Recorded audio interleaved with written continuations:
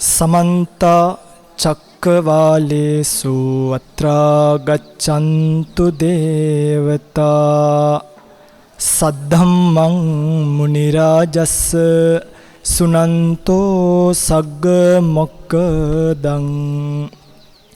धम्मश्रवण कालो अयं भदन्ता धम्मश्रवण कालो अयं भदन्ता धम्मश्रवण कालो अयं भदन्ता।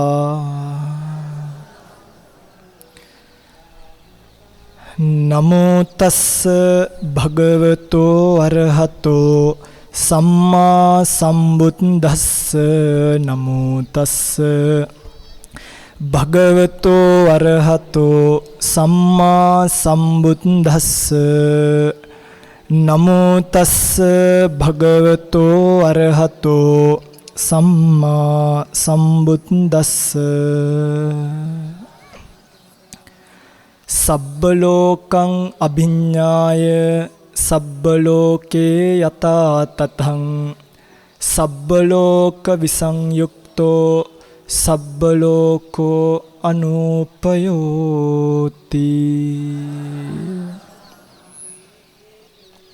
सद्धर्म श्रवणाभिलाषी श्रावक පින්වත්නි, අද දවසේ මේ උතුම් පින්බිමට අපි කවුරුත් එකතු පාදා වෙලා සූදානම් වන්නේ මේ ලෝකේ බොහෝ කාලයකට පස්සේ ඇහෙන භාග්‍යවත් බුදුරජාණන් වහන්සේ නමක් විසින් ස්වයංභූ ඥාණයෙන් ගුරු උපදේශ රහිතව අවබෝධ කොට ලෝකයට දේශනා කරන්නට යෙදුණු උතුම් චතුරාර්ය සත්‍ය ධර්මයේ මිශ්‍රිත සදහම් ශ්‍රවණය කරමින්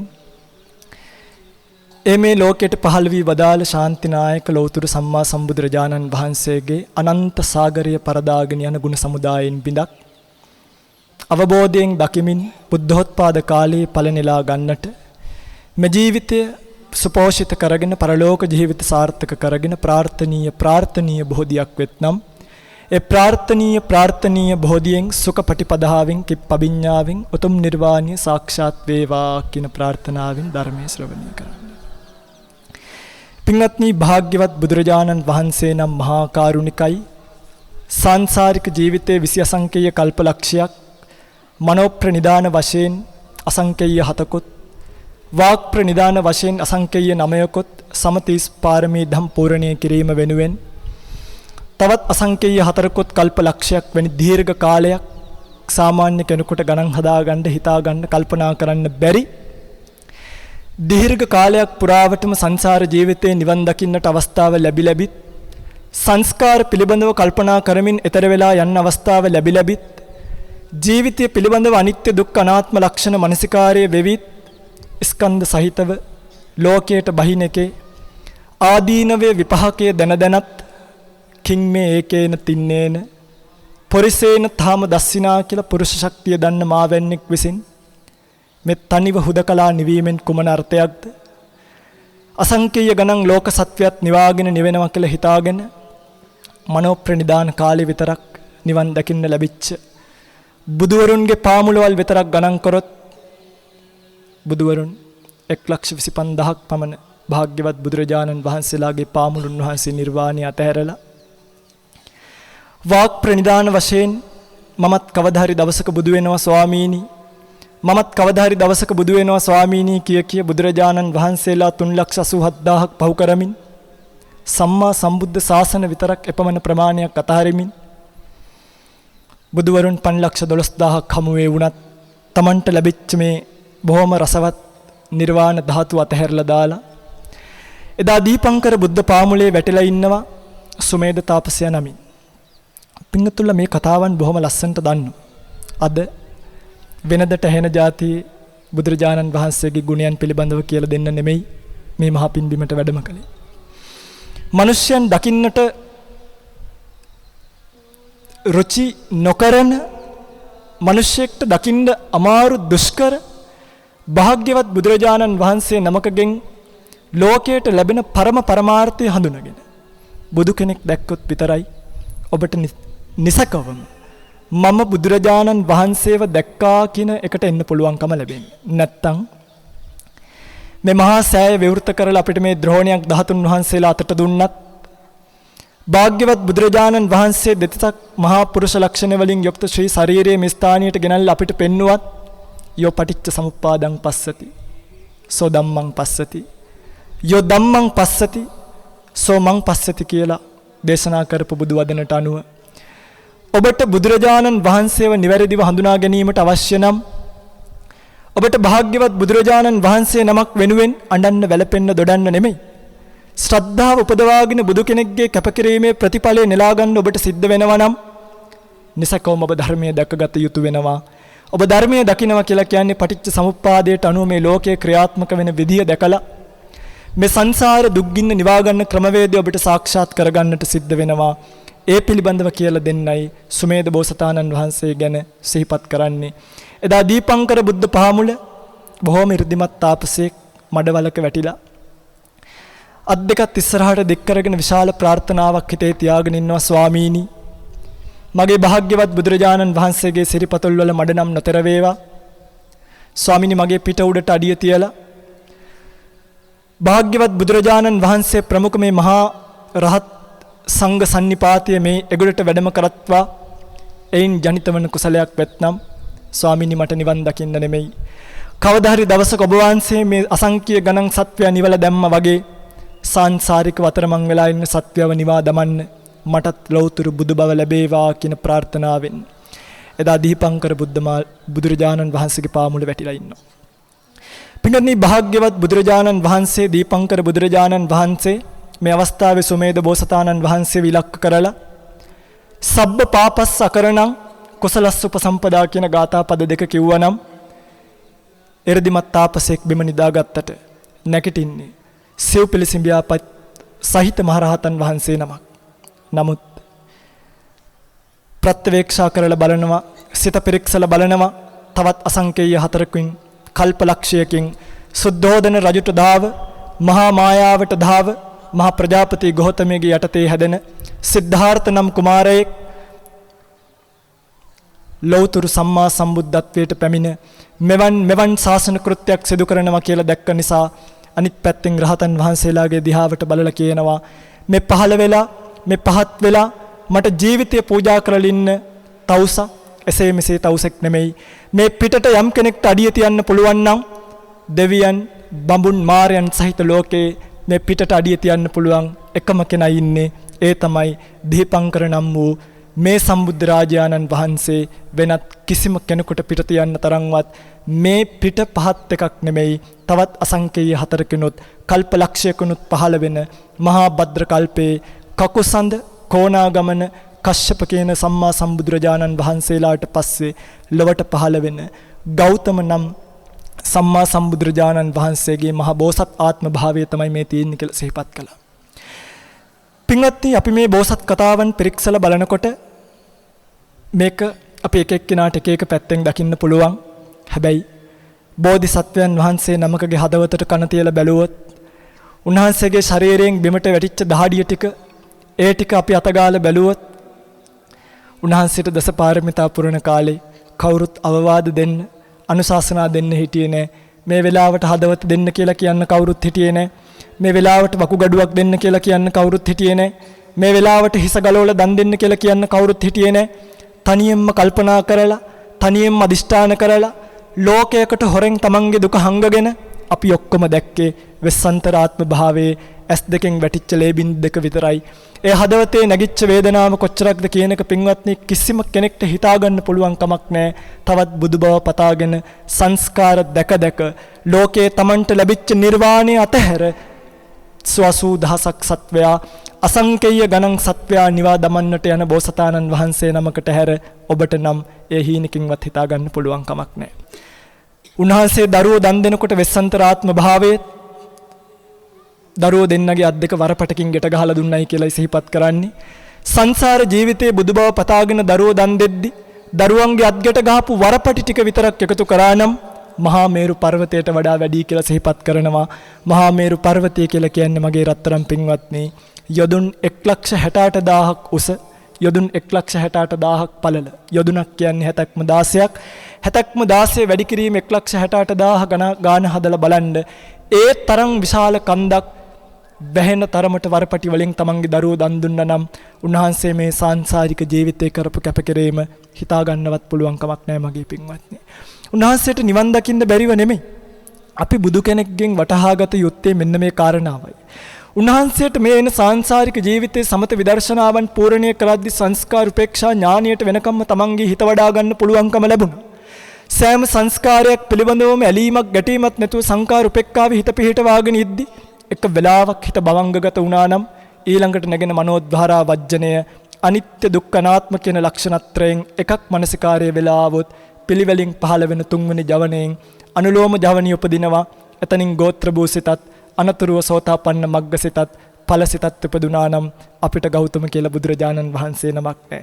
සිත් 7-8ක් වළක්වගෙන බුද්ධත්වයේ කියන උපාදානිය කරගෙන කවදා හෝ දිනක ලෞතර සම්මා සම්බුද්ධත්වයට පත් වෙලා මිසක්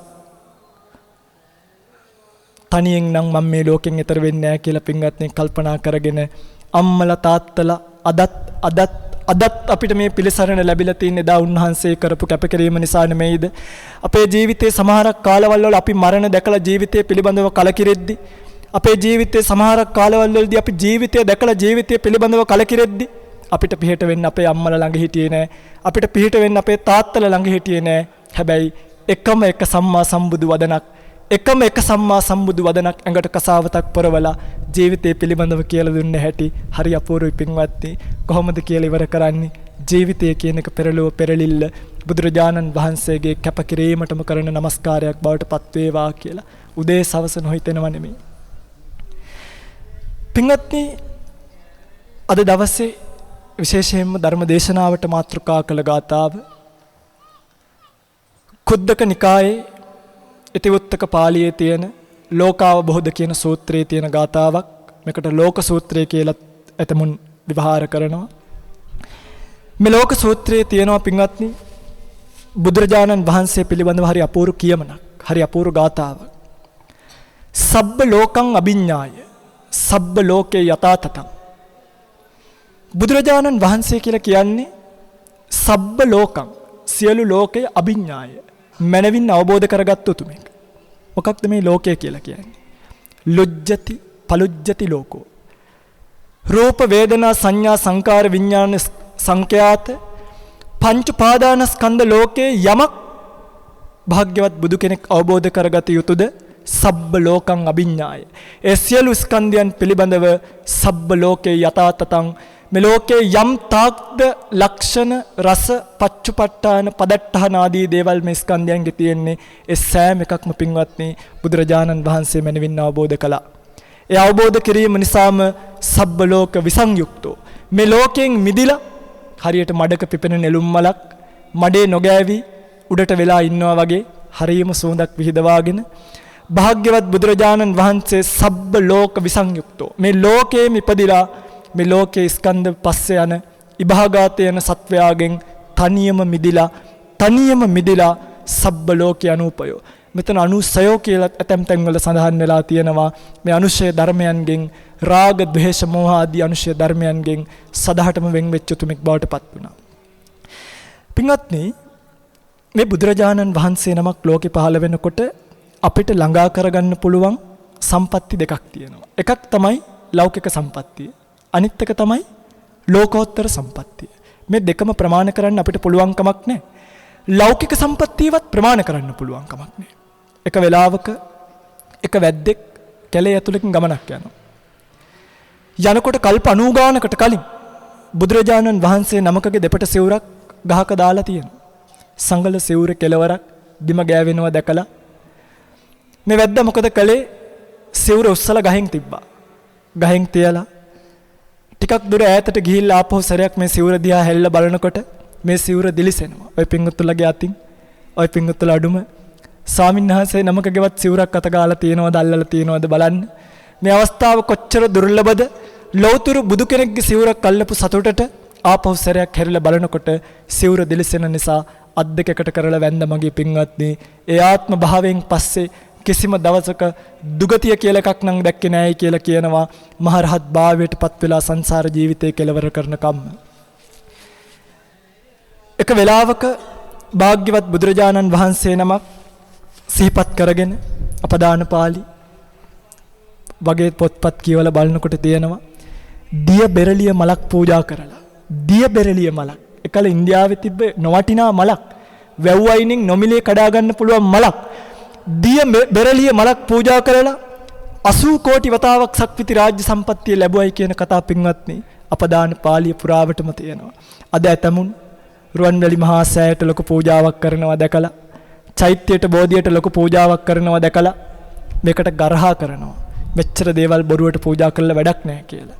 මේ ධර්ම මාත්‍රයක් නොදන්න අඥානයන් කියන කතාවක් භාග්‍යවත් බුදුරජාණන් වහන්සේට මල් 3ක් පූජා කරලා එදා ඉඳන් දිව්‍ය ලෝක සම්පත්තියෙන් ලැබලා තිපුප්පීය මල් 3 කියලාමයි නම ලැබුණේ. තිපුප්පීය නමින් මහරහත් භාවයට පත් වුණා කියලා කතා ශාසනයේ තියෙනවා නම් බුදුන්ට පූජා කරන මලක පහනක ප්‍රතිඵලයක් නැතයි කියන්නේ කොහොමද අපි ලෞකික සම්පත්තියක් ලබනවා නම් ලෞතර බුදුරජාණන් වහන්සේ පිළිබඳව සමහර මහල්ලියන් සමහර සැඬොල් මහල්ලියන් අත් දෙක එකට එකතු කරලා වැඳලා ඔය පිංගුතුල්ලට මතක ඇති මණ්ඩුක දිව්‍ය රාජයාව පොකුණ අයිනට වෙලා ගග්ගරා පොකුණ තීරේ භාග්‍යවත් බුදුරජාණන් වහන්සේ ධර්මයේ දේශනා කරනකොට කිසිම ධර්මයක් තේරුණේ නැහැ. හැබැයි ලස්සන කටහඬක් ඇහෙනවා. ලස්සන කටහඬට කන තියාගෙන හිටියා. මේ වෙලාවේ මෙතනට ආපු එක ගොපල්ලෙක් තමන්ගේ අතේ තිබ්බ කෙවිත මණ්ඩුකගේ ඔළුව උඩින් තියලා ඉඳගත් නිසා මරණයටපත් වුණා. භාග්‍යවත් බුදුරජාණන් වහන්සේගේ හද මඩලෙන් ප්‍රබව වුණු කටහඬත් එක්ක මුස වුණු සද්ධර්මයේ ශ්‍රවණය කරපු ලාභය කොච්චරක්ද කියනවා නම් ඒ මණ්ඩුකාත්ම භාවයෙන් මිදලා ගිහිල්ලා මණ්ඩුක කියලා දේව පුත්‍රයෙක් වෙලා ඉපදුණයි කියලා සඳහන් කරනවා.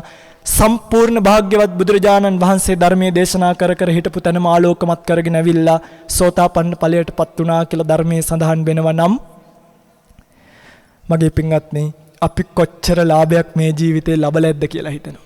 මේ මහා සෑයට ඇවිල්ලා ඉඳගත්තයි කියන එක ආශ්චර්යමත් කාරණාවක්. මේ මහා සෑයට ඇවිල්ලා වන්දනා කරයි කියන එක ආශ්චර්යමත් කාරණාවක්. ඔය පිංගුතුල්ල අහලා ඇති භාග්‍යවත් බුදුරජාණන් වහන්සේ රතන සූත්‍රය දේශනා කරන්න විශාලාවට වඩිනකොට යොදුන් 8ක් දුර ගෙවාගෙන වැඩියා. අඩිය පොළවට තියනකොටම පිංවත්නි මේ මහ පොළවේ තිබ්බ වලගොඩලි නැති වෙලා ගියා. ගොඩලි වෙලා තිබ්බ තැන් මහ පොළොවට සමතලා වුණා. වලවල් වගේ තිබ්බ තැන් මහ පොළොව දක්වා පිරුණා. සියුම් බැල්ලක් ඇවිල්ලා භාග්‍යවත් බුදුරජාණන් වහන්සේගේ සිරිපතුල් දෙක රිදෙයි කියලා සියුම් බැල්ලකින් මහ පොළොවම ඇතිරුණා. ඒ වැල්ලෙන් දූවිලි නැගෙයි කියලා සියුම් බැස්සක් ඇවිල්ලා දූවිලි ටික මහ පොළොවට උයරෙව්වා. මොකක්ද මේ කුසලය? භාග්‍යවත් බුදුරජාණන් වහන්සේ පෙර ආත්ම භාවයක සංක කියලා බ්‍රාහ්මණයෙක් වෙලා ඉපදුණා. සංක කියලා බ්‍රාහ්මණයෙක් වෙලා ඉපදිලා Tamanට ලැබුණ පුතෙක් නම තමයි සුසීම. පිටින් අහලත් ඇති මේවා.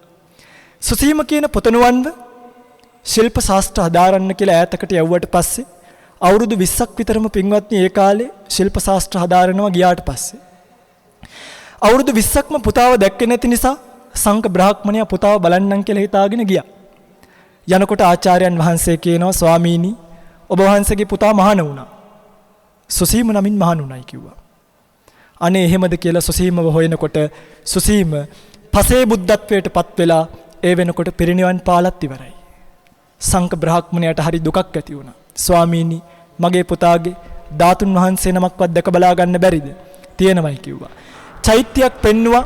සුසීම කියන පසේ බුදුරජාණන් වහන්සේගේ ධාතු තැන්පත් කරලා හදපු චෛත්‍යයක් කැලෑවෙන් වැහිලා පඳුරු වලින් වැහිලා හරිම අපිරිසුදු භාවයට පත් වෙලා තිබ්බ නිසා පසේ බුදු කෙනෙක් කියලා හිතලා නෙමෙයි මගේ පුතාගේ චෛත්‍යයයි කියලා හිතලා මගේ පින්වත්නි සම්පූර්ණයෙන්ම අර වැල් පඳුරු වයින් කරලා වැල්ලක් ගෙනල්ලා මහ පොළවේ අතුරලා වතුර ගෙනල්ලා මේ මහ පොළවට ඉහලා කරගත්ත කුසලයේ කොච්චරක්ද කියනවා නම් එදා විශාලා මහනුවරට මේ සංක බ්‍රාහ්මණයා කියන්නේ අපේ බෝධිසත්වයන් වහන්සේ එදා පසේ බුදු කෙනෙක්ගේ චෛත්‍යයට මෙතරම් උපස්ථාන කරලා බුද්ධත්වයට පත්වෙච්ච ආත්ම භාවයේත් කකුල බිමට සිරිපතුල බිමට තියෙනකොට පින්වත්නි වලවල් ටික ගොඩ වුණා නම් මගේ පින්වත්තුලා හිතන්න ඒ පසේ බුදු කෙනෙක් මේ ලෞතුරා බුදු කෙනෙක්ගේ චෛත්‍යයක් ගාවට ඇවිල්ලා ද්‍රෝණ 8ක් ඉතුරු වෙච්ච ධාතුන් වහන්සේලාගෙන් පූර්ණ ද්‍රෝණයක් ධාතුන් වහන්සේලා තැන්පත් වෙලා තියෙන මේ මහා සෑ රජාණන් වහන්සේට මලක් පූජා කරන්න ලැබීම කකුසඳ කොණාගමන කශ්‍යප කියන බුදුරජාණන් වහන්සේලා මේ ලංකා ඉතිහාසයේ බොහොම ඈතට දිවෙනවා කකුසඳ බුදුරජාණන් වහන්සේ මහරහතන් වහන්සේලා 40000ක් එක්ක සමාපත්තියට සමවැදිච්ච භූමියක ඔබ මේ ඉඳන් ඉන්නේ. කොණාගමන බුදුරජාණන් වහන්සේ මහරහතන් වහන්සේලා 30000ක් එක්ක සමාපත්තියට සමවැදිච්ච භූමිය ඔබ මේ ඉඳන් ඉන්නේ. කාශ්‍යප බුදුරජාණන් වහන්සේ මහරහතන් වහන්සේලා 20000ක් එක්ක සමාපත්තියට සමවැදිච්ච භූමියක ඔබ මේ ඉඳන් ඉන්නේ. ගෞතම බුදුරජාණන් වහන්සේ මහරහතන් වහන්සේලා 509ක් එක්ක සමාපත්තියට සමවැදිච්ච භූමියේ තමයි ඔබ මේ ඉඳන් ඉන්නේ. ආශ්චර්යයක් නේද මගේ පින්වත්නි. භාග්‍යවත් බුදුරජාණන් වහන්සේගේ සිරිපතුල, ඒ උතුම් මහරහතන් වහන්සේලාගේ සිරිපතුල ඔය ඔබේ කකුල් දෙක වැදිලා තියෙන තැන අතීතයේ වැදිලා තිබ්බයි කියන කාරණාව හරිම ආශ්චර්යමත් කාරණාවක්. ලෞකික පැත්තෙන් බුදු කෙනෙක්ගෙන් ලබන්න පුළුවන් පිහිට පිළිසරණ කියන්න ගියොත් බුද්ධෝපි බුද්දස්ස බණෙය්‍ය වන්නම් කප්පම්පි චේ අඤ්ඤ මභාසමානෝ කීයේත කප්පෝ චිරදීග මන්තරේ වන්නෝන කීයේත තථාගතස්ස. මං වගේ අසරණයෙක්ට නෙමෙයි, අවුරුදු 2500කට පස්සේ පහළ වෙච්ච ශ්‍රාවකයෙක්ට නෙමෙයි, තවත් සර්වඥ පරප්‍රාප්ත තිලෝගුරු සම්මා සම්බුදුරජාණන් වහන්සේ නමක් වූවත් උන්වහන්සේගේ වාග් විලාසය යොදාගෙන බුදු කෙනෙක්ගේ ගුණ වර්ණනා කරන්න ගත්තොත් බුද්ධෝපි බුද්දස්ස බණෙය්‍ය වන්නම් කප්පම්පි චේ අඤ්ඤ බබහසමානෝ. අවුරුද්දක් දෙකක් පැයක් එකමාරක් නෙමෙයි, මහා කල්පයක් පුරාවට බුදුගුණ වැව්වත් කල්පේ නම් ඉවර වෙයි, බුදුගුණ නම් කියලා ඉවර කරගන්න බෑ කියලා කිව්වනම් අපි මේ පැයක් එකමාරක් දෙකක් ඇතුලේ භාග්‍යවත් බුදුරජාණන් වහන්සේගේ ගුණ කෙලසනම් වර්ණනා කරන්නද? මට මතකයි කාලකාරාම සූත්‍රය දේශනා කරපු වෙලාවේ කාලබුද්ධ රක්කිත කියන මේ උතුමන් වහන්සේ සද්ධාතිස්ස රජතුමා ඇවිල්ලා රැයක් එළි වෙනකම් බුදුගුණ අහගෙන ඉඳලා මහා ශ්‍රද්ධාවකට මහා ප්‍රීතියකටපත් වෙලා උදෑසන කාලේ ඇවිල්ලා අහනවා, ස්වාමීනි ඔබ වහන්සේ හරි අපූර්ව බුදුගුණ දේශනාවක් කළේ, ස්වාමීනි ඊටත් වඩා බුදුගුණ තියෙනවද කියලා. මේ උතුමන් වහන්සේ සිහිපත් කරනවා, ස්වාමීනි මොනවද මේ කියන්නේ?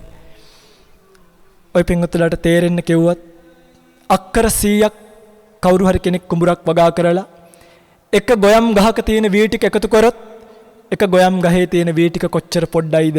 ඊටු අක්කර 100 තියෙන ගොයම් වල වී කොච්චර ලොකු ප්‍රමාණයක්ද?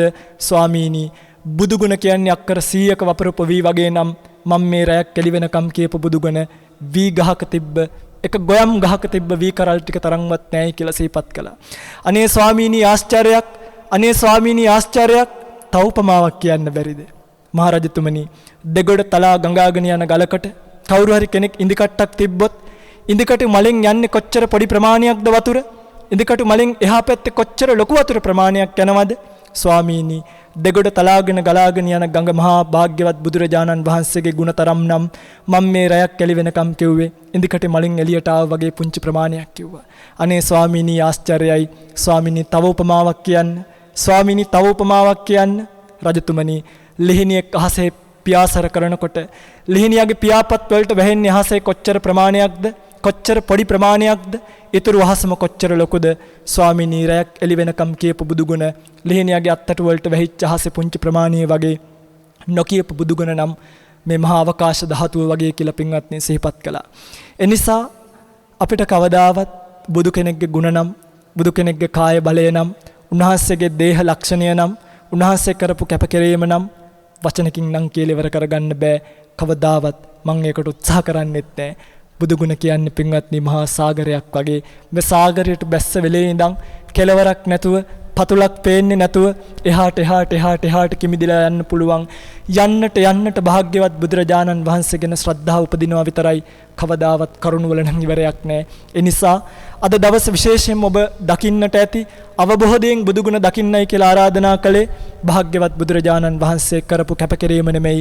ඒ කැපකිරීමෙන් අපිට ලබා ගන්න පුළුවන් පරම ලාභය මොකක්ද කියන එක කෙටියෙන් නමුත් සිහිපත් කරලා දෙන්න. එනිසයි ගාථාවට ධර්ම දේශනාවට මාතෘකා කරද්දී සබ්බ ලෝකං අභිඥාය සබ්බ ලෝකේ යථා තතං කියන ගාථාව අරමුණු කරේ. පින්වත්නි බුදුවරයෙක්ගේ ඥානය නම් හරිම පුදුමයි. උන්වහන්සේගේ මහා කරුණාව නම් හරිම පුදුමයි. බුදුරජාණන් වහන්සේ නමක් කවුරු හරි අරමුණු කරගෙන ධර්මයේ දේශනා කළොත්, කවුරු හරි අරමුණු කරගෙන ධර්මයේ දේශනා නොකළොත්, තේරෙන්න දේශනා කළොත්, තේරෙන්නේ නැති වෙන්න දේශනා කළොත් මොකක් හරි කාරණාවක් තියාගෙනමයි නිකරුණේ නම් අඩු වැඩියක් නැතුව නම් කවදාවත් බුදු කෙනෙක් ධර්මයේ දේශනා කරන්නේ නැහැ. ඔය පිංගුතුලාට මතක ඇති එක කතාවක් තියෙනවා. විශාකා මහෝපාසිකාවත් ඇගේ මිනිබිරියත් එක්තරා වෙලාවක ස්වාමින්වහන්සේ නමක් පුංචි සාමණේර ස්වාමින්වහන්සේ නමක් එක්ක දානයකට වඩම්මනවා. වඩම්මලා මේ පුංචි මිනිබිරි අත සෝදන්න වතුර ටික අරගෙන එනකොට මේ මිනිබිරියට තමන්ගේ අතේ තියෙන පෙන් බාල්දියෙන් පෙන් කෝප්පයෙන් තමන්ගේ මූණ පේනවා. මිනිබිරි hina වුණා. කාටද hina වුනේ? වතුර කෝප්පෙන් තමන්ගේම මූණ දිහා බලාගෙන hina වුණා. පොඩි හාමුදුරුවෝ හිතුවා මාත් එක්ක තමයි hina වුනේ කියලා. පොඩි ස්වාමින්වහන්සේත් පුංචි hinaවක් දැම්මා. hina වෙනකොට විශාකාවගේ මිනිබිරියට කේන්ති ගියා. මේ මුඩු මහන මාත් එක්ක හුණා වුණානේ මෙහෙමයිනි කියලා බයින්න ගත්තා. හාමුදුරුවන්ට කේන්ති ගියා. සාමණේර හාමුදුරුවෝ ලොකු හාමුදුරුවෝ චුට්ටක් එළියට ගියා. මට මුඩු මහන කියන්න එපා. නුඹයි නුඹේ ආච්චි තමයි මුඩු මහනයි කියලා මෙහෙමයි කියලා සාමණේර හාමුදුරුවෝ වැන්නා. දැන් පින්වත්නි මෙතන හරිය ഘോഷාවක්. ලොකු හාමුදුරුවෝත් ආවා. විශාකා මහෝපාසිකාවත් ආවා. අනේ ස්වාමීනි, ඇය තාම පුංචි දැරිවියක්නේ. ඔබ වහන්සේට ඉවසන්න තිබ්බනේ. ඔබ වහන්සේ ස්වාමින්වහන්සේ නමක්නේ. දැන් මේ හාමුදුරුවන්ට පුංචි හාමුදුරුවන්ට සංසාරෙත් එක්කම එපා වෙලා. පැවිදි ජීවිතෙත් එපා වෙලා. එක්ක මං සිවුරු වැරලා යනවයි කියලාම හිතෙන්නේ නැති. හැබැයි භාග්‍යවත් බුදුරජාණන් වහන්සේ මේ සංසිද්ධිය දැක්කා. ඇවිල්ලා සාමණේර ස්වාමින්වහන්සේ ගාවට ඇවිල්ලා අහනවා ඇයි මොකද වුනේ?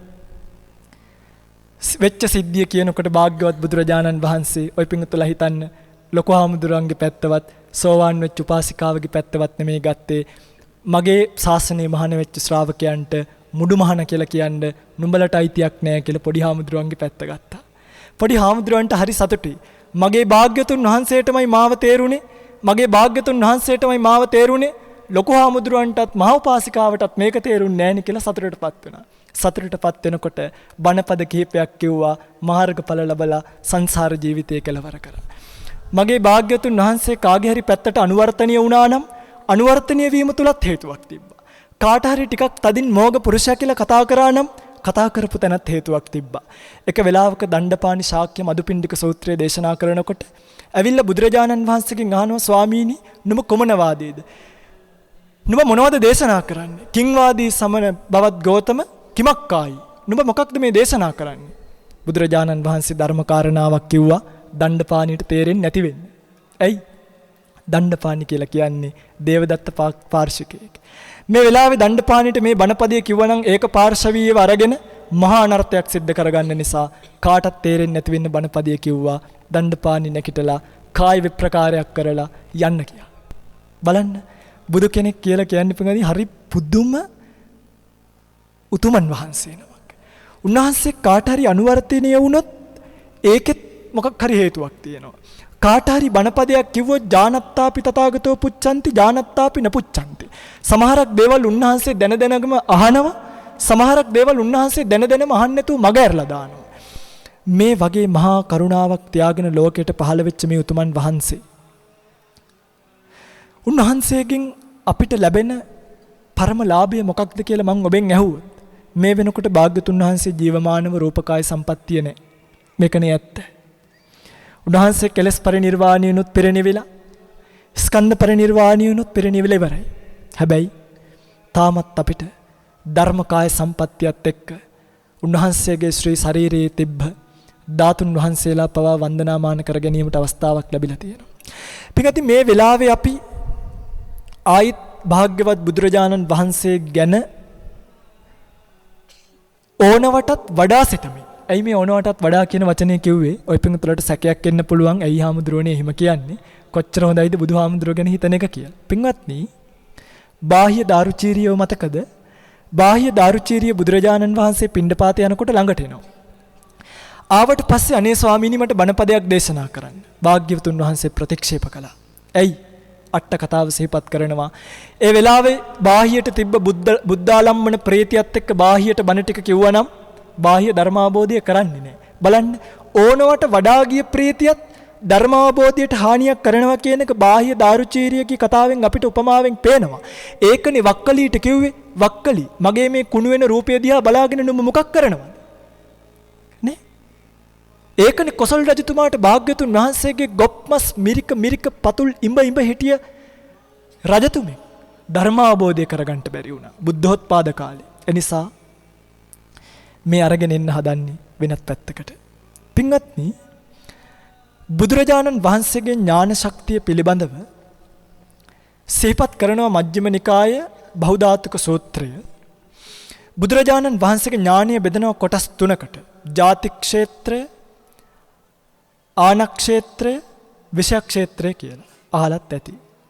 ජාති ක්ෂේත්‍රය, ආන ක්ෂේත්‍රය, විෂය ක්ෂේත්‍රය. ජාති ක්ෂේත්‍රය කියලා කියන්නේ දසදහසක් සක්වලවල් සහිත ලෝක ධාතුවට. ඔබත් මාත් මේ වෙලාවේ මේ පය ගහලා ඉන්න මනුෂ්‍ය ලෝකයේ අයිති වෙන්නේ එක ලෝක ධාතුවකට. මේ සක්වලට කියන නම විශේෂ නමක් කියනවා. මේක තියෙනවා වජිර බුද්ධි ටීකාවේ. මේ සක්වලට කියන විශේෂිත නම තමයි මංගල චක්කවාල නැත්තම් මගුල් සක්වල. මේ මගුල් සක්වලේ එක මනුෂ්‍ය ලෝකයකුත්, සතර අපායකුත්, දිව්‍ය ලෝක 6කුත්, බ්‍රහ්ම ලෝක 20කුත් එක්ක 31 භූමි තලයක් තියෙන නිසා, එක සූර්යයා කෙනෙක්ගෙනුයි එක හඳකුණුයි යාලෝකමත් වෙන නිසා මේකට කියනවා 31 භූමි තලයේ සහිත එක සක්වලක් කියලා. පිටින් මේ සක්වල වටේට මේ සක්වල තමයි මධ්‍යයේ පිටතල තියෙන සක්වල. එහෙම තමයි පොත්පත්වල සඳහන් වෙන්නේ. මේ සක්වල වටේට තියෙන තවත් 9999ක් වෙච්ච මේ සක්වලත් එක්ක දසදහසක් ලෝක ධාතුවට කියනවා දසදහසක් ලෝක ධාතුව කියලා.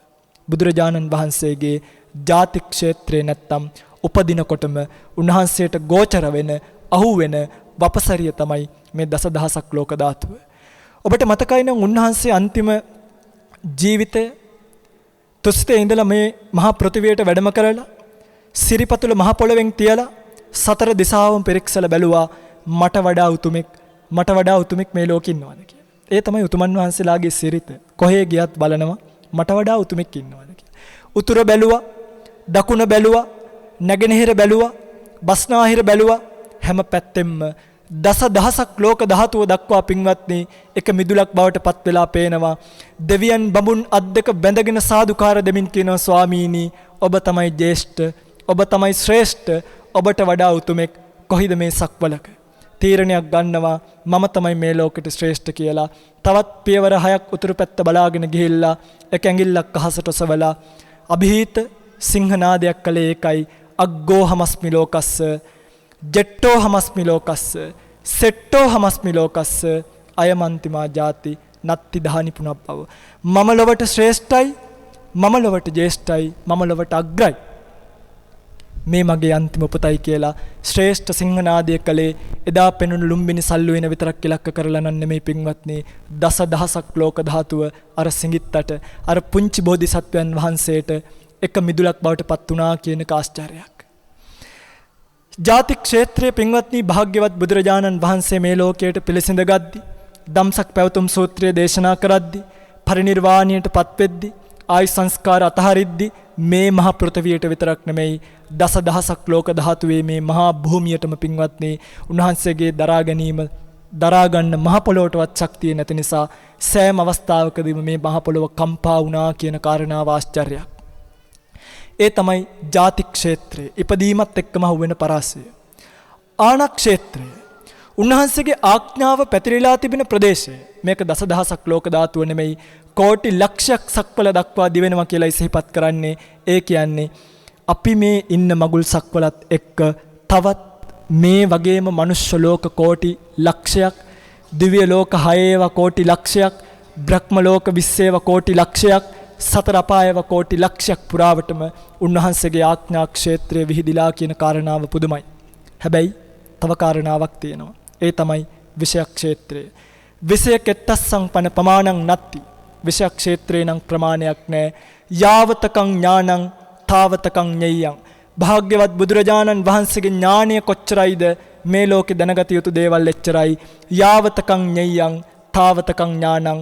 මේ ලෝකේ දැනගත යුතු දේවල් කොච්චරක්ද භාග්‍යවත් බුදුරජාණන් වහන්සේගේ ඥානයත් ඒ තාක්ම තියෙනවා. ඒ දෙක එකිනෙක පිරිසිඳ පවතිනවා මිසක් කිසිම වෙලාවක ඒ දෙක අභිභවා යන්නේ නැහැ කියන එක සිහිපත් කළා. ඒ නිසායි සබ්බ ලෝකං අභිඥාය. මේ ලෝකේ ජීවත් වෙන යම් සත්වෙක්ගේ ඇස් ඉස්සරහට යම් ආරම්මණයක් එනවනම්, චක්කු ප්‍රසාදයට යම් රූපයක් ආපහතගත වෙනවනම්, සෝත ප්‍රසාදයට යම් ශබ්දාරම්මණයක් ආපහතගත වෙනවනම්, භාග්‍යවත් බුදුරජාණන් වහන්සේ නොදැක්ක රූපයක් නම්, නොදකින්න රූපයක් නම්, නොදැක්ක ශබ්දයක් නම්, නොදකින්න ශබ්දයක් නම් නෑ. බුදුරජාණන් වහන්සේ මේ සියලු ලෝකයේම අතට ගත්ත නෙල්ලි ගෙඩියක් හාත්පස පිරික්සලා බලනවා වගේ ලෝක විදුහ කියලා කිව්වේ ඒකනේ. හාත්පස පිරික්සලා බලනවා වගේ සම්මා සම්බුද්ධ කියන ගුණයෙන් ලෞකික ධර්මතාත් ලෝකෝත්තර ධර්මතාත් දුක්ඛ සත්‍ය, සමුදය සත්‍ය කියන්නේ ලෞකික ධර්මතා, නිරෝධ සත්‍ය, මාර්ග සත්‍ය කියලා කියන්නේ එක්තරා විදිහකට ලෝකෝත්තර ධර්මතා, සංකත, අසංකත, අතීත, වර්තමාන, අනාගත සියලු දේවල් බුද්ධ ඥානියට ගෝචර වුණා කියන කාරණාව සත්‍යයක්. කෙනෙක් මෙහෙම කිව්වහම සමහරක් විට හිතනවා එතකොට බුදුරජාණන් වහන්සේට ආඥාව පතුරවන්න පුළුවන් කෝටි ලක්ෂයයිද කියලා. නෑ. මේ කතාව සර්වඥතා ඥානියට පහර දීමක්. බුදු කෙනෙක් කැමති නම් තමන්ට කැමති ප්‍රමාණයකට මේ ආඥාව පතුරවන්න පුළුවන්. නමුත් පළක් නැති නිසා සෑම බුදුවරයෙක්ම අදිෂ්ඨාන කරන්නේ කෝටි ලක්ෂයක් සක්වලට ආඥාව පතුරවන්න පමණයි. පින්වත්නි, මෙන්න මේ ලෝක විෂය අවබෝධ කරගත්තු බුදුරජාණන් වහන්සේ මං ඔබෙන් අහනවා ප්‍රශ්නයක්. ඔබ ඇයි බුදුරජාණන් වහන්සේට වන්දනා කරන්නේ? ඔබ ඇයි බුදුරජාණන් වහන්සේගේ ශාසනයේ ශ්‍රාවකෙක් ශ්‍රාවිකාවක් බවට පත් වුනේ? ඔබට මොකක්ද බුදුරජාණන් වහන්සේගේ ශාසනයෙන් ලැබිච්ච ලාභය? බුදු කෙනෙක් සංසාර ජීවිතේම නිවන් දකින්න අවස්ථා ලැබිත් අනන්ත තමන්ගේ හදවත ගලවලා වකුගඩු ගලවලා ජීවිතය දන් දීලා මිනිස්සුන්ගේ ජීවිතය ප්‍රඥාවෙන් පෝෂණය කරලා උදේ දවාලක් රායක් නැතුව සමහරක් වෙලාවට S2 දන් දීලා හැරමිටියකුත් අරගෙන කැලේට ගිහිල්ලා කොච්චර දුක් විඳින්නේ නැද්ද කියලා ඔය පිංගුතුලා හිතලා බලලා නැද්ද? S දන් දුන්නා කිව්වහම සාදු කියන ඔය පිංගුතුලා එතනින් එහාට කල්පනා කළේ නැද්ද? උන්වහන්සේ තමන්ගේ S2 නැතුව කොහොමද ජීවිතේ ඉතිරි ටික ගත කළේ? කවුද ළඟින් හිටියේ? සමහරක් තවුස්දම් පුරනකොට වයසට ගියාම කැලෑවල් වලට වෙලා S2 නැතුව කොහොමද මේ බෝධිසත්ව ජීවිතේ ගෙවුනේ කියලා කල්පනා කරලා බලන්න. ජීවිත කාලෙම ශක්තිය තියෙනකොට මිනිස්සුන්ට කරලා බැරි කාලයේ වෙනකොට පැත්තකට වෙලා තමන්ගේ ජීවිතේ තනියෙන් විඳින්න වෙන වේදනාවන් විඳින්න වෙච්ච බෝසතාණන් වහන්සේ නමක් ගැන කල්පනා කරලා බලන්න. රැයක් දවාලක් නැතුව වෙහෙස වෙලා සංසාරයේ කෙලවරක් නැතුව වෙහෙස වෙලා සම්මා සම්බුද්ධත්වයේ සාක්ෂාත් කරගත් බුදුරජාණන් වහන්සේ ඔබට කියපු ධර්ම පණිවිඩය මොකක්ද කියන එක කල්පනා කළේ නැත්තම් පින්වත්නි, අපි මේ මහා රුක්ෂක් ගාවට ඇවිල්ලා ඵල නෙලා ගන්න පුළුවන් අවස්ථාවේ සෙවන විතරක් විඳලා ගිය අහිංසක අසරණයන් බවට පත් වෙයි. එනිසයි විශේෂයෙන්ම මේ කතාව සිහිපත් කරන්නේ මගේ රත්තරන් පින්වත්නි, බුදු කෙනෙක් නම් ආශ්චර්යයක්. උන්වහන්සේ සමහරක් වෙලාවට අදටත් අපි ධර්ම දේශනා කරද්දී ස්කන්ධ ධාතු ආයතන, චිත්ත ප්‍රවෘත්ති, චිත්ත වේති, චෛතසික ගැන කියනකොට අපේ මිනිස්සු කියනවා අනේ ස්වාමීනි අමාරුයි. ස්වාමීනි වරක් දෙවරක් තුන්වරක් නෙමෙයි 7-8 පාරක් ඇහුවත් තේරෙන්නේ නැහැ ස්වාමීනි. නැවත අහනකොට ස්වාමීනි මේවා තේරෙනවා කියනවා නම් ඔබ අද ත්‍රිපිටක අටුවා ටීකා ටිප්පණි පරිවාර ග්‍රන්ථ කොච්චරනම් තියෙනවද? ඒත් මේවා කියවලා තනියෙන් තේරුම් ගන්න ඔබට ඔබේ ඥානීය ශක්තිමත් නැත්තම් හිතන්න මගේ පින්වත්නි, එදා ජයශ්‍රී විජයශ්‍රී මහා බෝධි පාමුල මගේ භාග්‍යවතුන් වහන්සේ මේ සියුම් ධර්මතා හරියට නිකන් අඳුරේ අතපත ගාගෙන ගිහිල්ලා පාරක් හොයා ගන්නවා වගේ කිසිම කවුද පස්ස වේදනා සංඥා චේතනා ඒකග්ගතා ජීවිතින්දිය මනසිකාරය කියලා ධර්මතාවයක් ලෝකයට කියලා තිබ්බේ?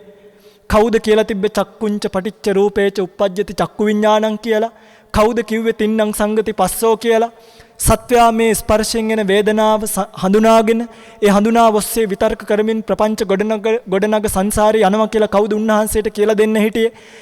සත්වයාගේ ස්කන්ධ නැවත පහළ වෙන්නේ තණ්හා උපාදානය නිසා කියලා අපිට නම් බුදු කෙනෙක් කියලා දුන්නා.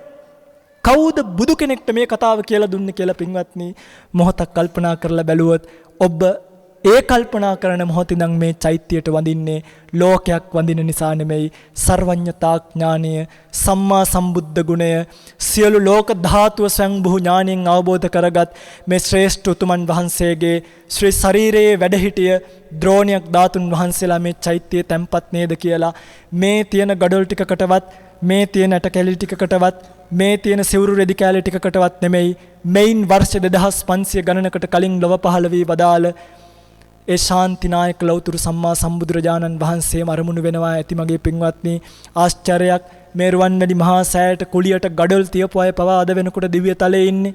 හිතන්න මගේ පින්වත්නි, එච්චර ඕලාරිකව මේක අරගෙන ඒ තරම් ආනිසංසයක් ලැබුවා නම් භාග්‍යවත් බුදුරජාණන් වහන්සේගේ පරමාර්ථය ස්පර්ශ කරන්න ඔබේ මනස නැවුනොත් ඔබට කොච්චර සනසීමෙන් මුකුත් නෙමෙයි.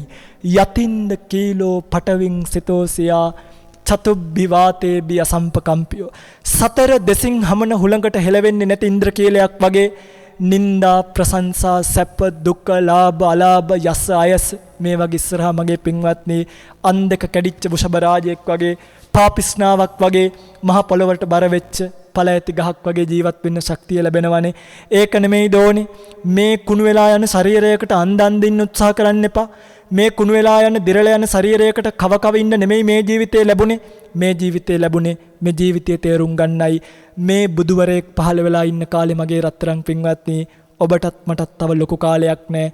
අපි මේ මනුස්ස ජීවිතයේ අවුරුදු 100ක් ජීවත් වුණොත් දවස් ගාන හදලා බැලුවොත් දවස් 36000ක් විතරයි අපිට ජීවත් වෙන්න වෙන්නේ. දැන් මේ වෙනකොට කොච්චර ගෙවිලා ගිහිල්ලාද? දැන් මේ වෙනකොට කොච්චර ෂේ වෙලා ගිහිල්ලාද? තව ටික දවසකින් ඔබට මේ බුද්ධ කියන සුද්ධ වචනේ අහිමි වෙනවා. ධම්ම කියන සුද්ධ වචනේ අහිමි වෙනවා. සංඝ කියන සුද්ධ වචනේ අහිමි වෙනවා මගේ රත්තරන් පින්වත්නි. අනේ ඊට කලින් මේ ධර්මතාවයේ තේරුම් අරගෙන මේ භාග්‍යවත් බුදුරජාණන් වහන්සේ සාංශාරික ජීවිතේ සංසාරයට පැනලා පාරමිතා පිරුවේ ඔබෙන් මගෙන් බුද්ධ පූජාවක් බලාපොරොත්තු වෙන්නේ නෙමෙයි. ඔබයි මමයි එකතු වෙලා හඳුන් කූරක් ගහයි මලක් පූජා කරයි කියලා හිතාගෙන නෙමෙයි. ඔබ මේ සංසාරේ අතරමං වෙලා ස්කන්ධ පස්සෙන් මුලා වෙලා යන ගමනින් ඔබ වෙතර කරවන්නයි එදා සුමේද බෝසතාණන් වහන්සේ තමන්ගේ නිර්වාණය අතහැරියේ. අපි ශ්‍රාවකෙක් විදිහට මේ භාග්‍යවත් බුදු කෙනෙක්ට ණය ගෙවනවා නම් මල් කීයක් පූජා කරලා ණය ගෙවන්නද? හඳුන් කූරු කීයක් පත්තු කරලා ණය ගෙවන්නද? ජීවිතේ පූජා කරොත් ඇති වෙයිද? ජීවිතේ නල්ල ගෙවිලි යනකම් මේ මහ පොළවේ මේ නල්ල ඇතිල්ලුවොත් ඇති වෙයිද? ඔබයි මමයි එක ජීවිතයකට මෙච්චර ආදරෙයි. මගේ භාග්‍යවත් බුදුරජාණන් වහන්සේ බෝසත් සමයේ කොච්චර ජීවිත පූජා කරලා තියෙනවද කියලා කියා ගන්න පුළුවන් කමක් නැහැ. මගේ පිංගුනි මෙන්න මේ අවබෝධයත් එක්ක බුදු කෙනෙක්ව ඔබට දකින්න පුළුවන් වුණොත් යෝ ධම්මං පස්සති සෝමං පස්සති. ඔබට මේ බුදුරජාණන් වහන්සේ පිළිබඳව නිවැරදිව තේරුම් ගන්න පුළුවන්කම ලැබෙයි. එනිසා උන්වහන්සේ ලෝකයට දේශනා කරපු ධර්මයේ දිහා බලන්න ධම්සක් පැවතුම් සූත්‍රය දේශනා කරන වෙලාවේ උන්වහන්සේගේ ශ්‍රී සද්ධර්මය එක ගොඩකට කැටි කරලා කියනවා දුක්ඛ සත්‍ය, සමුදය සත්‍ය, නිරෝධ සත්‍ය, මාර්ග සත්‍ය කියන මේ චතුරාර්ය සත්‍ය ධර්මයට කැටි කරලා මහණෙනි මම මේ ධර්මයේ දේශනා කරනවා. මෙන්න මේ ධර්මතාවයේ තේරුම් ගන්න යන ගමන බුදුරජාණන් වහන්සේ කියපු බණ පදයක් පාසා කල්පනා කළොත් ඔබට මේක මම මගේ දුප්පත් භාෂාවෙන් කියලා දෙන්නම් මහා ලොකු දෙයක් නෙමෙයි පින්වත්නි. පැත්තකට ගිහිල්ලා ඉඳගෙන කල්පනා කරන්නයි කියලා කිව්වේ.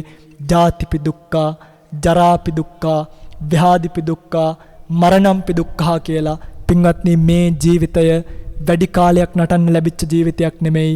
මරණයෙන් කෙලවර වෙන ජීවිතයක්. මරණයෙන් කෙලවර වෙන ජීවිතයක් කියන එක අපිට අමතක වෙලා අපි කොච්චර මේ ජීවිතයේ භෞතික සම්පත්තියෙන් පස්සේ දුවනවද? කොච්චර මේ ලෞකික පරමාර්ථ මුදුන්පත් කරගන්න දුවනවද? කොච්චර පිස්සු හැදිලා වගේ ඉබාගාතේ මේ සත්වයා දුවනවද? මේ දිරණ ශරීරයක් පෝෂණය කරන්න ජීවිතේ කොච්චර කාලයක් කැප කරලාද? උදේට කන්න දෙනවා, දවල්ට කන්න දෙනවා, රැයට කන්න දෙනවා. මේ අසත්පුරුෂයා අපිට දෙන්නේ ටිකින් ටික වයසට යන ශරීරයක් නෙමෙයිද? දැන් ටිකින් ටික ඔබ වයසට ගිහිල්ලා නැද්ද? දැන් ටිකින් ටික ඔබ දිරලා ගිහිල්ලා නැද්ද? දැන් ටිකින් ටික ඔබේ ජීවිතය මරණයට ලං වෙලා නැද්ද? තවත් ටික දවසකින් මගේ රත්තරන් පින්වත්නි මේ සියලු ජීවිතය අතහැරලා දාලා ස්වාමියා, භාර්යාව, දුව, ගෙවල් දොරවල්, නම්බුනාම, නිලතල, සභාපතිකම්, ලේකම්කම්, ජීවිතය හැම දෙයක්ම අතහැරලා දාලා මරණයටපත් වෙන්න සිද්ධ වුණාම ඔබේ ජීවිතය කෙලවර වෙනවා මගේ පින්වත්නි. එතනින් එහාටත් මගේ බුදු කෙනෙක්ගේ පහළවීමේ වටිනාකම මේ බලන්න මගේ පින්වත්නි. එතනින් එහාටත් ඔබට භයානක සංසාර ගමනක් යන්න වෙනවා කියලා සිහිපත් කළා නේද? ස්කන්ධ පෝෂණය කරමින් යන මේ ගමනේ හැමදේම මනුස්ස ජීවිත ලැබෙන්නේ නැහැ කියලා බුදුරජාණන් වහන්සේ නේද අපිට සිහිපත් කළේ. අනම තග්ගෝ යං භික්කවේ පුබ්බා කෝටින පඤ්ඤායති. මහණෙනි මේ අනවරාග්‍ර සංසාරේ పూర్ව කෙලවරක් පනවන්නේ කොහොමද? పూర్ව කෙලවරක් පනවන්නවත් పూర్ව කෙලවරක් නැතයි කියලා දේශනා කරපු බුදුරජාණන් වහන්සේ සිහිපත් කළා මතක නැද්ද? මේ සංසාරේ එළුව වෙලා බෙල්ල කැපිච්ච වාරවල් වල ගලාගෙන ගිය ලේ ටික එකතු කරා නම් සතර මහා සාගරයට වඩා වැඩි කුකුල්ලු වෙලා හරක් වෙලා අපිව මරද්දි අපිව මස් පිනිස මරද්දි නිකන් මැරෙද්දි නෙමෙයි මස් පිනිස මරද්දි ගලාගෙන ගිය ලේ ටික එකතු කරා නම් සතර මහා සාගරයට වැඩි වඩා වැඩි කියලා දේශනා කළේ මගේ බුදුරජාණන් වහන්සේ නෙමෙයිද? එහෙනම් අපිට කල්පනා කරන්න එකක් නැද්ද? ඔබ, ඔබේ ස්වාමියා, ඔබේ දරුවා, ඔබේ ඥාති, ඔබ ළඟ ඉන්න සුරතලා මේ ඔක්කොටම සාංශාරික ගමනක් යන්න වෙනවද නැද්ද? සාංශාරික ගමනක් යන්න වෙනවා. සාංශාරික ගමන සුවපත් වෙයිද නැති වෙයිද කියන එක අපිට තීරණය කරන්න බෑ. යා දිසං වපතේ බීජං තා දිසං හරතේ පලං. ඔබ මේ ජීවිතේ වපුරන්නේ කොහමද? ඒ විදියට ඔබට ප්‍රතිඵල ලැබෙයි කියලා සිහිපත් කළේ. අද නම් මගේ පින්වත්නි බොහෝ වැත්තන්ට පහනක් පත්තු කරලා මල් ටිකක් හදන්න භාග්‍යවත් බුදුරජාණන් වහන්සේට වෙලාවක් නැති වෙලා තියෙන හැටි හරි පුදුමයි. gedara ඔයන බත් ටිකකින් ටිකක් මිනිස්සෙට කන්න පුළුවන් තරම් ප්‍රමාණයක්වත් අඩුම හරිනම් ඊටත් වඩා ප්‍රමාණයක් භාග්‍යවත් බුදුරජාණන් වහන්සේට පූජා කළ යුතුයි නේද? පඩියක් ගත්තාම මාසෙකට සැරයක් බුදුරජාණන් වහන්සේට තෙල් ටිකක්, මල් ටිකක්, පහන් තිර ටිකක් අරගෙන ගිහිල්ලා අටපෙරකරක් භාග්‍යවත් බුදුරජාණන් වහන්සේ නමක් වෙනුවෙන් හදලා පූජා කරන්න. පාවහන් දෙකක් භාග්‍යවත් බුදුරජාණන් වහන්සේ නමක් වෙනුවෙන් පූජා කරන්න. ආස නැද්ද ඔබේ අතින් වේදම් කරපු කරඬුවක භාග්‍යවත් බුදුරජාණන් වහන්සේ නමකගේ ධාතුන් වහන්සේ නමක් තැන්පත් වෙනවා දකින්න? කැමති නැද්ද ඔබේ අතින් ඉදිරිපත් කරපු, ඔබේ අතින් හදලා දීපු සුවඳ කුටියක භාග්‍යවත් බුදුරජාණන් වහන්සේගේ ධාතුන් වහන්සේලා නමක් සතප්පවන්න? කැමති නැද්ද ඔබේ අතින් ඉදිවෙච්ච කුටියක භාග්‍යවත් බුදුරජාණන් වහන්සේගේ ශ්‍රාවකෙක් Tamanගේ කෙලස් තවා ගන්නවා, වීරිය කරනවා දකින්න? ඇයි මගේ පින්වත්නි පිස්සු හැදිලා වගේ ඉබහාගාතේ දුවන්නේ? මැරෙනකොට දාලා යන්න තියෙන දේවල් පෝෂණය කර කර ඉන්නේ ඇයි? මේ ජීවිතයේ අවසානයේදී අපිට දෙන්නේ හරි අපූර්ව පණිවිඩයක්. පින්වත්නි යන්න මහරගම පිළිකා රෝහලට ගිහිල්ලා බලන්න ජීවිතේ ජීවත් වෙන්න හදපු ළමයි දැන් මූණින් භාගයක් දිය වෙලා ඇඟේ යටකටු ටික පේනවා. දැක්කේ නැද්ද පිළිකාවල් හැදිලා? ඒක දරා ගන්න බැරුව කෝච්චි වලට පැනලා කෑලි කෑලි වලට ඇඹරිලා ගිය මිනිස්සු. දැක්කේ නැද්ද නහයෙන් කටින් බට දාගෙන ස්පිරිතාලවල වල අනන්ත දුක් විඳින මිනිස්සු? දැක්කේ නැද්ද Tamanගේ ජීවිතේ සත්කම් කරලා යන්න රාගම ශික්ෂණ රෝහලට අක්මා බද්ධ කිරීමේ සංගමයට කතා කරලා බලන්න ස්වාමීනි මගේ ඇඟ ඇතුළට කොන්ක්‍රීට් එකක් දැම්මා වගේ මට අමාරුයි. ස්වාමීනි 80%ක් මගේ අක්මා බද්ධ කරලා තියෙන්නේ ස්වාමීනි. මං දැන් අවුරුදු 4-5ක් හරියට නිදාගෙන නැහැ ස්වාමීනි. එක පැත්තකට හැරිලා මට නිින්ද යන්නේ නැහැ ස්වාමීනි කියලා අඬන මිනිස්සුන්ගේ ජීවිත දැක්කේ නැද්ද? ඔබේ ජීවිතෙත් එතනින් කෙලවර වෙනවයි කියන එක ඔබට අමතකුණාද මගේ රත්තරන් පින්වත්නි? මැරිච්ච වෙලාවට, ලෙඩ වෙච්ච වෙලාවට මේක කල්පනා කරන්න ඔබට සිහියක් නැහැ. වයසට යන්න අපේ මොලේ අඩපණ වෙන එක විතරයි වෙන්නේ. එදාට රුපියල් 10ක් ලැබුණත් Tamanගේ ඇඟේ තියෙන රෙදි කෑල්ලේ වාටියක් අස්සේ හරි ගහ ගන්න උත්සාහ කරනවා මිසක් එදාට බණ ටික කිව්වට නිවන් දකින්න බෑ. එදාට නවගුණ වැලක් අතට දුන්නයි කියලා බුදුගුණ සිහිපත් වෙන්නේ නැහැ. එදාට හාමුදුරුවෝ කෙනෙක් පෙරත් ටිකක් කිව්වයි කියලා ඔබේ කනට ඒ පණිවිඩය යන්නේ නැහැ. එදාට ස්වාමින්වහන්සේ නමක් පෙරත් නූලක් බැන්දයි කියලා ඔබට ඒ ස්වාමින්වහන්සේව පේන්නේ නැහැ. අජ්ජේව කිච්ඡං ආතප්පං කෝජඤ්ඤා මරණං සුවේ. කවුද දන්නේ මගේ පින්වත්නි අදින් මේ ජීවිතය කියන කිවර වෙයිද කියලා? වීරිය උපදවා ගන්න කියලා මගේ බුදුරජාණන් වහන්සේ නේද ඔබට කිව්වේ? බුදු කෙනෙක් පහළ වීමෙන් ඔබට ලැබෙන පළවෙනි පණිවිඩය, පළවෙනි ධර්ම ලාභය ඕකයි. ඕක කල්පනා කරන්නේ නැතුව ඉබාගාතෙනම් දුවන්න එපා. ඔබට මේ බුද්ධ ශාසනයත් අහිමි වෙච්ච පරාජිතෙක් බවට ඔබපත් වෙයි. පින්වත්නි පැත්තකට ගිහිල්ලා විනාඩි 5ක් ඉඳගන්න. භාග්‍යවත් බුදුරජාණන් වහන්සේ පිරිනිවන් පාන වෙලාවේ මදාරා මල් වැටෙන දිහා බලාගෙන කියනවා, මහණෙනි මට මේ මදාරා මල් පූජා කරන පූජාවත් මම අගයන්නේ නැහැ. හැබැයි මම මේ පිරිනිවන් පාන වෙලාවෙත් මං ගාවට ඇවිල්ලා ප්‍රශ්නයක් අහලා ගිහිල්ලා නිවන් දකින්න වීරිය වඩපු සුබද්‍රවැනි ප්‍රතිපත්තිකාමී ප්‍රතිපත්තියටමයි භාග්‍යවත් බුදුරජාණන් වහන්සේ වර්ණනා කරන්නේ. ආමිස පූජාවටත් වඩා ප්‍රතිපත්ති පූජාව උතුම් කියලා කිව්වේ මගේ රත්තරන් පින්වත්නි. මල් පූජා කරන්න එපා කියලා නෙමෙයි, හනුන්කෝරු පූජා කරන්න එපා කියලා නෙමෙයි. ඒක නෙමෙයි ඔබ බුදු කෙනෙක්ගෙන් බලාපොරොත්තු වේ යුතු පණිවිඩේ. අපි මැරෙන්නයි ඉන්නේ, අපි ලෙඩ වෙන්නයි ඉන්නේ. මේ අසත්පුරුෂයාට ඕනුවට වඩා සලකලා වැඩක් නැහැ. මේ අසත්පුරුෂයාට ඕනුවට වඩා කවල වැඩක් නැහැ. මේ අසත්පුරුෂයව පෝෂණය කරලා වැඩක් නැහැ කියලා කල්පනා කරගෙන සති, සංවේග, ඥාන, සිහිය, සංවේගය, නුවණ කියන එක මේ ජීවිතය පිළිබඳව උපදවාගෙන පින්වත්නි මේ ජීවිතය පිළිබඳව තියෙන අපේක්ෂාව අතහැරලා දාන්න. මේ මෙතන ඉන්න භික්ෂුන් වහන්සේලා සියලු දෙනාම මේ පණිවිඩය ඇහිච්ච නිසා තමයි මේ අසත්පුරුෂයාට කලිසම් අන්දන එක, ෂර්ට් අන්දන එක නවත්තලා මේ කසාවතට ආවේ. අද ඔබට මේ පාටට ලස්සනට පෙවුනට කොස් ගහක තියෙන පොතු ටිකක් අරගෙන කොස් පඳු ගහගෙන නිකන් සිවුරු රෙදි කෑලි ටිකක් හොයාගෙන කෑලි කෑලි අමුණලා මේ අසත්පුරුෂයාව සරසන්න මේ අසත්පුරුෂයාට සලකන්න දුවන්නේ නැත්තේ සලකලා වැඩක් නැහැ කියන එක තේරුම් ගත්ත නිසායි ජීවිතයේ අවසානයේදී මෙයා අපිට දෙන්නේ බට දාපු ජීවිතයක් නම් ජීවිතයේ අවසානයේදී මෙයා අපිට දෙන්නේ පිළිකා හැදෙන ජීවිතයක් නම් ජීවිතයේ අවසානයේදී මෙයා අපිට දෙන්නේ මරණය කෙලවර වෙච්ච ජීවිතයක් නම් මේ අසත්පුරුෂයාට නම් කවන්නේ පොවන්නේ නැහැ මේ අසත්පුරුෂයාට නම් අන්දන්නේ කරන්නේ නැහැ කියලායි පින්වත්නි කසාවතකට මාරුනේ ඔබ රස මසවුළු ඔය ශරීරයට උදේ හවස තම්බ කැවුවත් මේ භික්ෂුන් වහන්සේ නමක් පාත්‍රය අතට අරගෙන උදෑසන කාලේ ඔක්කිද්ද චක්කු අන්තරගරේ ගමිස්සාමීති සික්ඛාකරණීය පත්ත සංඤී පිණ්ඩපාතං පටිගහස්සාමීති සික්ඛාකරණීය මම්මගේ පාත්‍රය දිහා බලාගෙන වටපිට තියෙන ආරම්මණවල නිමිත්තක් අනුනිමිත්තක් ව්‍යංජනයක් අනුව්‍යංජනයක් ගන්නෙ නැතුව යනවයි කියලා ගිහිල්ලා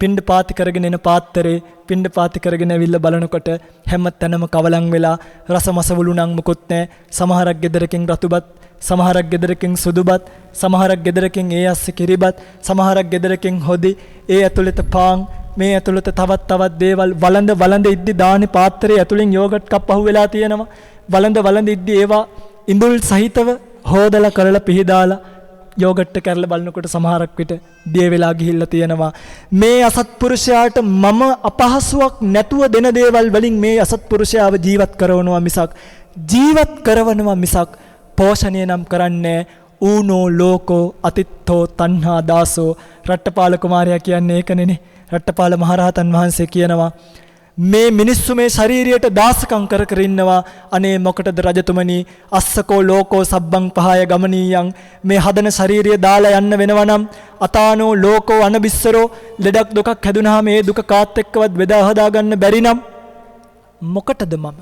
මොකටද මම මේ අසත්පුරුෂයාට සලකන්නේ එකම ප්‍රාර්ථනාවකින් ජීවිතේ උඩි යටි කුරු වෙච්ච ජීවිත කෝටි දෙකක් අතර තියෙන්නේ 25000ක් 30000ක් විතරයි කෝටි දෙකක් මිනිසුන් අතර තියෙන්නේ 25000ක් 30000ක් විතරයි ඒ තමයි භාග්‍යවත් බුදුරජාණන් වහන්සේගේ පණිවිඩය තේරුම් ගත්ත උතුමන් පින්වත්නි මම මේක කියනකොට ඔබට මෙන්න මෙහෙම කල්පනාවක් එන්නේ නැති ස්වාමින්වහන්සේ කියන විදිහට අපි බුද්ධ පූජා තිබීම හොඳ නැද්ද නෑ මගේ පින්වත්නි බුද්ධ පූජා තිබිය යුතුමයි නමුත් බුදු කෙනෙක්ගෙන් බුදුරජාණන් වහන්සේ නමක් ඔබෙන් බලාපොරොත්තු වෙන්නේ මල් පූජා කරයි කියලා නෙමෙයි එහෙනම් උපසම්පදා හාමුදුරුවන්ට විනය නීතියක් දායිද ගහක කොළයක්වත් කඩන්න එපා මහණෙනි නුඹලා මට පූජා කරන්නවත් මලක් කඩන්න එපා උපසම්පදා වුණා නම් ප්‍රතිපත්ති පුරාගෙන ඉන්නයි කියලා ඒ විනය නීතියක් දැම්මේ උන්වහන්සේ මගෙන් බලාපොරොත්තු වෙන්නේ පිළිම වහන්සේ වෙහෙන්න මල් පූජා කරගන්න නෙමෙයි උන්වහන්සේ අමාරුවෙන් අවබෝධ කරපු දර්ශනීය තේරුම් අරගෙන නිවිලා යෑම මිසක් උන්වහන්සේ අමාරුවෙන් අවබෝධ කරගත්තු දර්ශනීය තේරුම් ගැනීම මිසක් අපි මේ ස්කන්ධත් එක්ක විඳින තණ්හාවෙන් විඳින දුක්ඛිත තත්වයේ නිවා ගැනීමට මිසක් උන්වහන්සේගේ පිළිම වහන්සේ වැහෙනකම් මල් පූජා කර ගැනීම නම් නෙමෙයි කියන එකට ඔබට ඊටත් වඩා උපමා වුණේ නැතිව ඇති.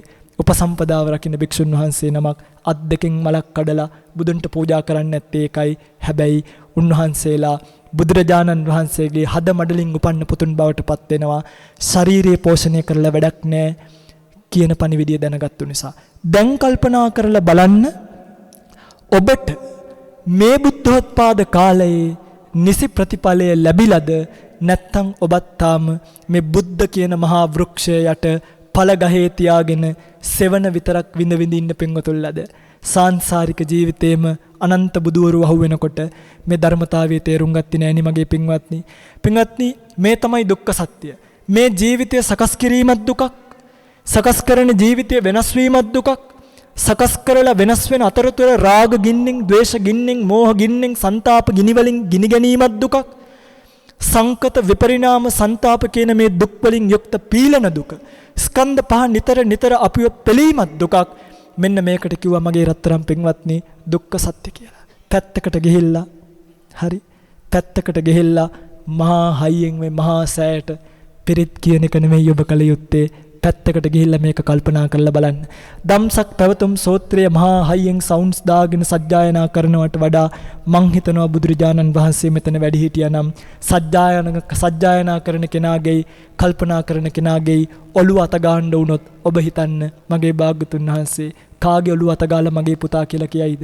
භාග්‍යවත් බුදුරජාණන් වහන්සේ නිසකවම මම වෙහෙස වෙච්ච මහන්සියෙන් ප්‍රතිඵල නෙලා ගන්න දඟලන මගේ පුතා තමයි මේ කල්පනා කරන්න කියලා පරයන්කේ බැඳගෙන S2 වහගෙන ඉන්න පුතාගේ ඔළුව අත ගාලෙයි. මේකට තමයි කිව්වේ දුක්ඛ සත්‍ය කියලා.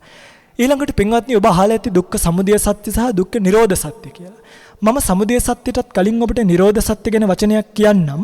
මොකද බුදුරජාණන් වහන්සේ නමකගේ මේ ලෞතර බුදුගුණ කඳ දකිනවා නම් මේ තමයි ලෞතර බුදුරජාණන් වහන්සේගේ ගුණ කඳ ස්පර්ශ කරන්න තියෙන මානසික මට්ටම. පින්වත්නි බුදුරජාණන් වහන්සේ අපිට සිහිපත් කරනවා දුක්ඛේ ලෝකේ පතිට්ඨිතෝ. දුක්ඛේ ලෝකෝ පතිට්ඨිතෝ. මේ ලෝකයේම දුක මත පිහිටලා තියෙන්නේ. පංචවෝකාර භවයක් වේවා, චතුවෝකාර භවයක් වේවා, ඒකවෝකාර භවයක් වේවා, මිනිස්සෙක් වේවා, දෙවියෙක් වේවා, බ්‍රහ්මයෙක් වේවා, රූපී බ්‍රහ්ම ලෝකයක වේවා, අරූපී බ්‍රහ්ම ලෝකයක වේවා, ස්කන්ධ මාත්‍රයක් හරි තියෙනවා නම්, රූප ස්කන්ධයෙන් මාත්‍රයක් හරි තියෙනවා නම්, වේදනා ස්කන්ධයෙන් මාත්‍රයක් හරි තියෙනවා නම්, සංඥා සංකාර විඥාන ස්කන්ධයෙන් මාත්‍රයක් හරි තියෙනවා නම්, එතන පින්වත්නි දුකක්මයි කියලා බුදුරජාණන් වහන්සේ සිහිපත් කළා. මේක තමයි මේ බුද්ධ ශාසනය අපිට ලැබෙන පරමහරය මගේ පින්වත්නි. එනිසා උන්වහන්සේ දේශනා කළා අපිට, උන්වහන්සේ පාරක් කපලා පෙන්නවා වෙන කිසිම පෙර නොඇසූ විරූ දහමක්. අභික්ඛන්තං බොහෝගෝතම, අභික්ඛන්තං බොහෝගෝතම ආශ්චර්යයි ස්වාමීනි, ආශ්චර්යයි.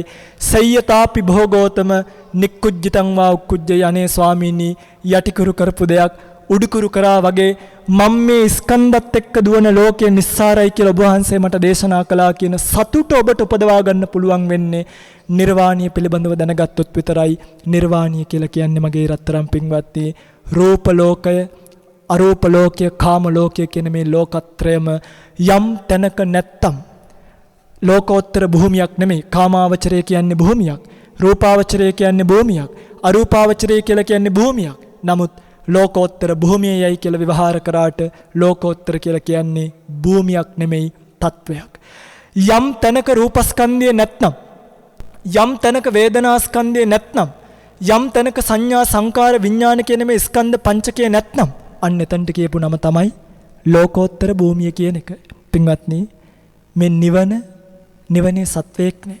නිවනක් තිබ්බට පෙන්වන්න පුළුවන් කමක් නෑ මෙන්න මෙතන නිවන තියෙන්නේ කියලා. හේතුව ඇත්තටම පින්වත්නි නිවන කියලා දෙයක් නෑ.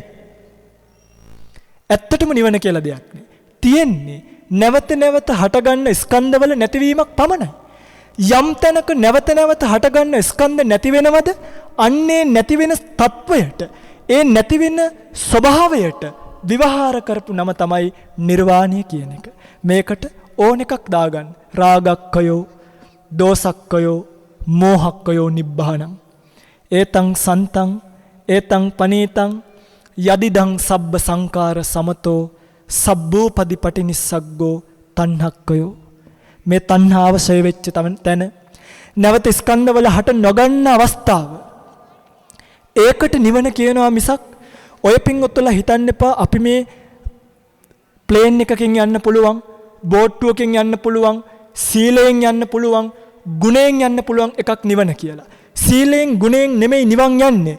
සීලය උපකාරී වෙලා, ගුණය උපකාරී වෙලා, සීලය කියන පදනම උඩ, ගුණය කියන පදනම උඩ, ශ්‍රද්ධා වීරිය සති සමාධි ප්‍රඥා කියන පදනම උඩ ඔබට සාක්ෂාත් වෙන ලෝක යථාර්ථයත් එක්ක නැවත වාරයක් චුතිය වෙලා ප්‍රතිසන්දියට හිත මාරු වෙද්දී කිසිම තැනක් උපාදානියෙන් නොවී තිබ්බොත්, යම් තැනක ඔබ ඇලීමකුත් නැතුව, යම් තැනක ඔබ ගැටීමකුත් නැතුව තිබ්බොත් ඊළඟ භවයේ ප්‍රතිසන්දි විඥාණයට හටගන්න එල්ලෙන්න ආරම්මණයක් නැති නිසා මේ චිත්ත රූප පරම්පරාව මේ ජීවිතේ චුති චිත්තයත් එක්ක සිඳිල යනවා කියන ආශ්චර්යයක් මගේ පින්වත්නි. අන්න එහෙම යම් තැනක මේ චිත්ත රූප පරම්පරාව සිඳුනොත් බලන්න මේකේ සැපය. යම් තැනක මේ චිත්ත රූප පරම්පරාව සිඳුනොත් ආපහු සැරයක් මේ චිත්ත රූප පරම්පරාවේ හට ගැනීමක් නැහැ. ඒකයි කිව්වේ මේක ආමිස වේදනාවක් නෙමෙයි. මේක අවේදහිත සුඛයක්. මේක වේදනාවකින් ලබන සැපයක් නෙමෙයි. මේක නොවිඳීම නිසාම ලබන සැපයක්. මේක යම් කිසි ආමිසයකින් ලබන සැපයක් නෙමෙයි. මේක निराමිසව ලබන සැපයක්. මේක යම් කිසි රාගික වේදනාවකින් ඇති වෙන සැපයක් නෙමෙයි. මේක විරාගිකව විඳින සැපයක්. යම් තැනක් නැහැ මගේ පින්වත්නි. හට ගැනීමක් නැහැ.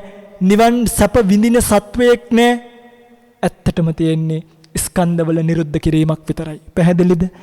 මේක තමයි බුදුරජාණන් වහන්සේගේ ධර්මය. දැන් සමහරුන්ට මේ කතාව කිව්වහම අහනවා අනේ ස්වාමීනි නිවනක් නැත්තම් නිවනේ තියෙන සැප මොකක්ද? මට නම් බෑ ඕකට යන්න.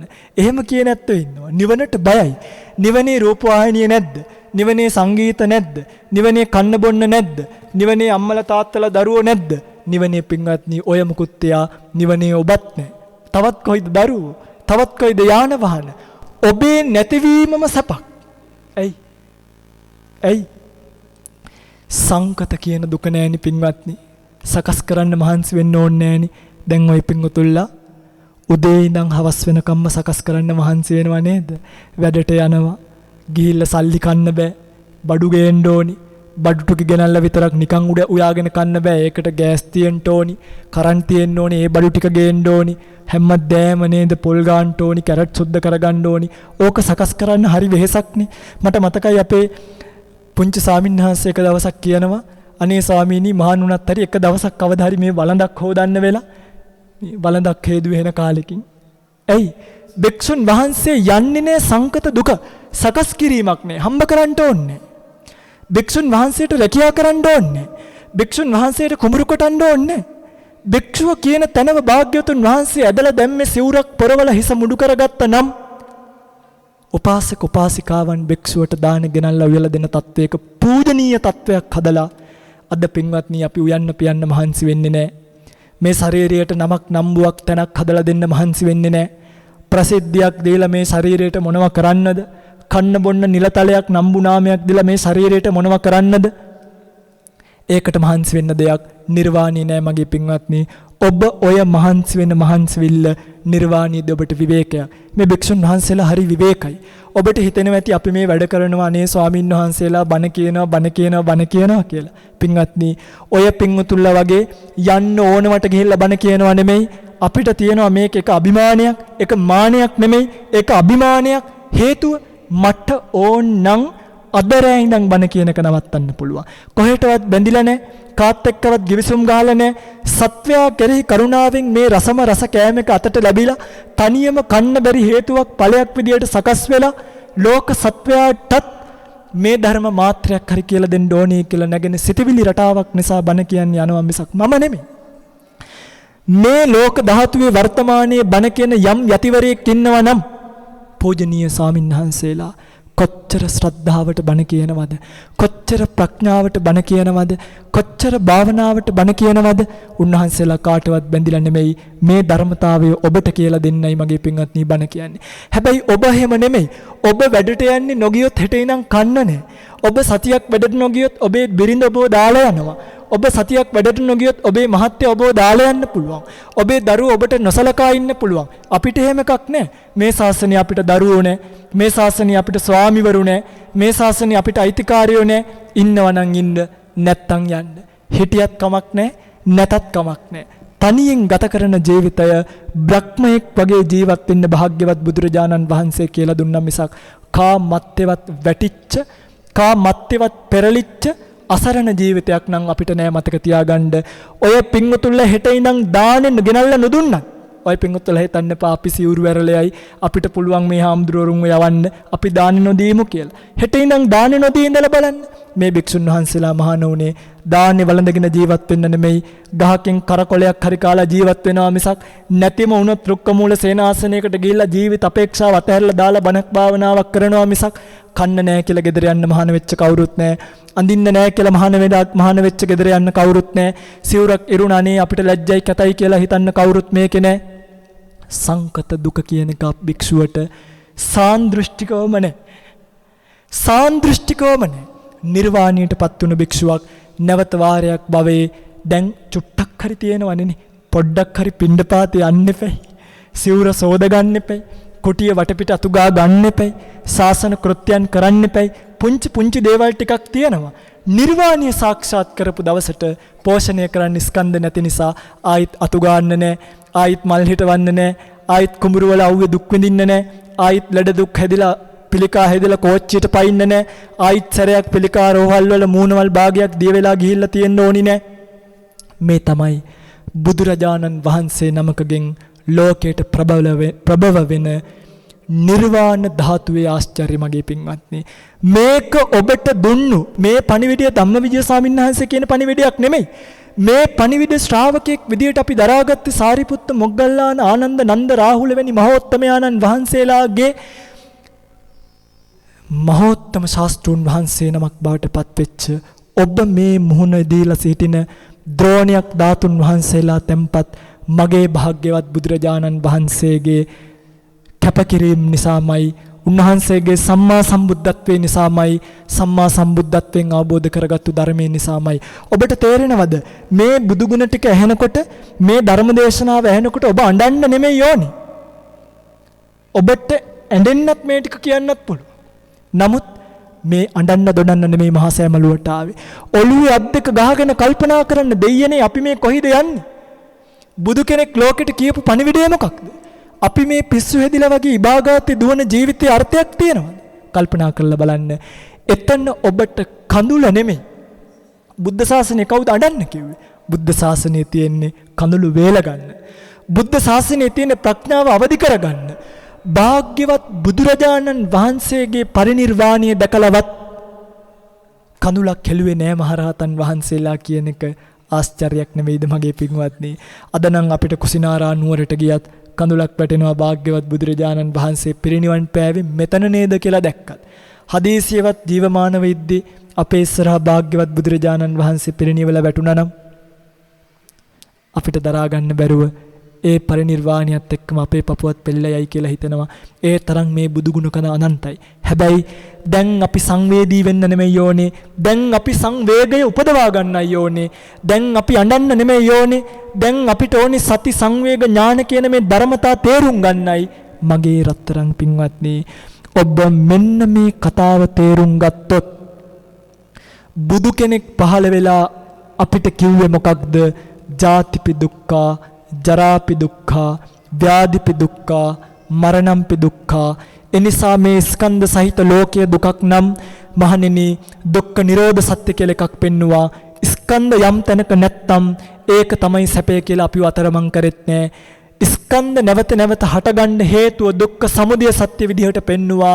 රූපස්කන්ධයේ කෙරේ යම් කිසි උපාදානයක් ඇති වෙනවා නම් වේදනා ස්කන්ධයේ කෙරේ නැවත නැවත බැලී නැවත නැවත විඳීමට අවශ්‍ය නැවත නැවත ගැනීමට අවශ්‍ය ආකාරයේ වේදනාව පිළිබඳ උපාදානයක් තණ්හාවක් ඇති වෙනවා නම් සංඥා සංකාර විඥාන පිළිබඳව නැවත නැවත ඔබට තණ්හාවක් ඇති වෙනවා නම් අන්නේ තණ්හාව නිසා සත්වයා පිපාසිතව යන සංසාරික ගමනේ නොසන්සිඳෙන තණ්හාව නිසා මතක තියාගන්න චුතිසිතට පස්සේ ආයිත්සරයක් ඔබට උප්පත්තිය ලැබෙන්නේ චුතිචිත්ත වීතියේ ආපු ආරම්මණයටත් ඔබ තණ්හා කරපු නිසා එක්ක ඔබ එකට ගැටිච්ච නිසා ඒ වෙලාවේ ලෝභයක් ඇති වුණෙත් ලෝභේන යේගුයේන සත්තා පෙත්තිවිසයන් പ്രേත ලෝකයට අදගෙන ගිහිල්ලා දානවයි කියනවා.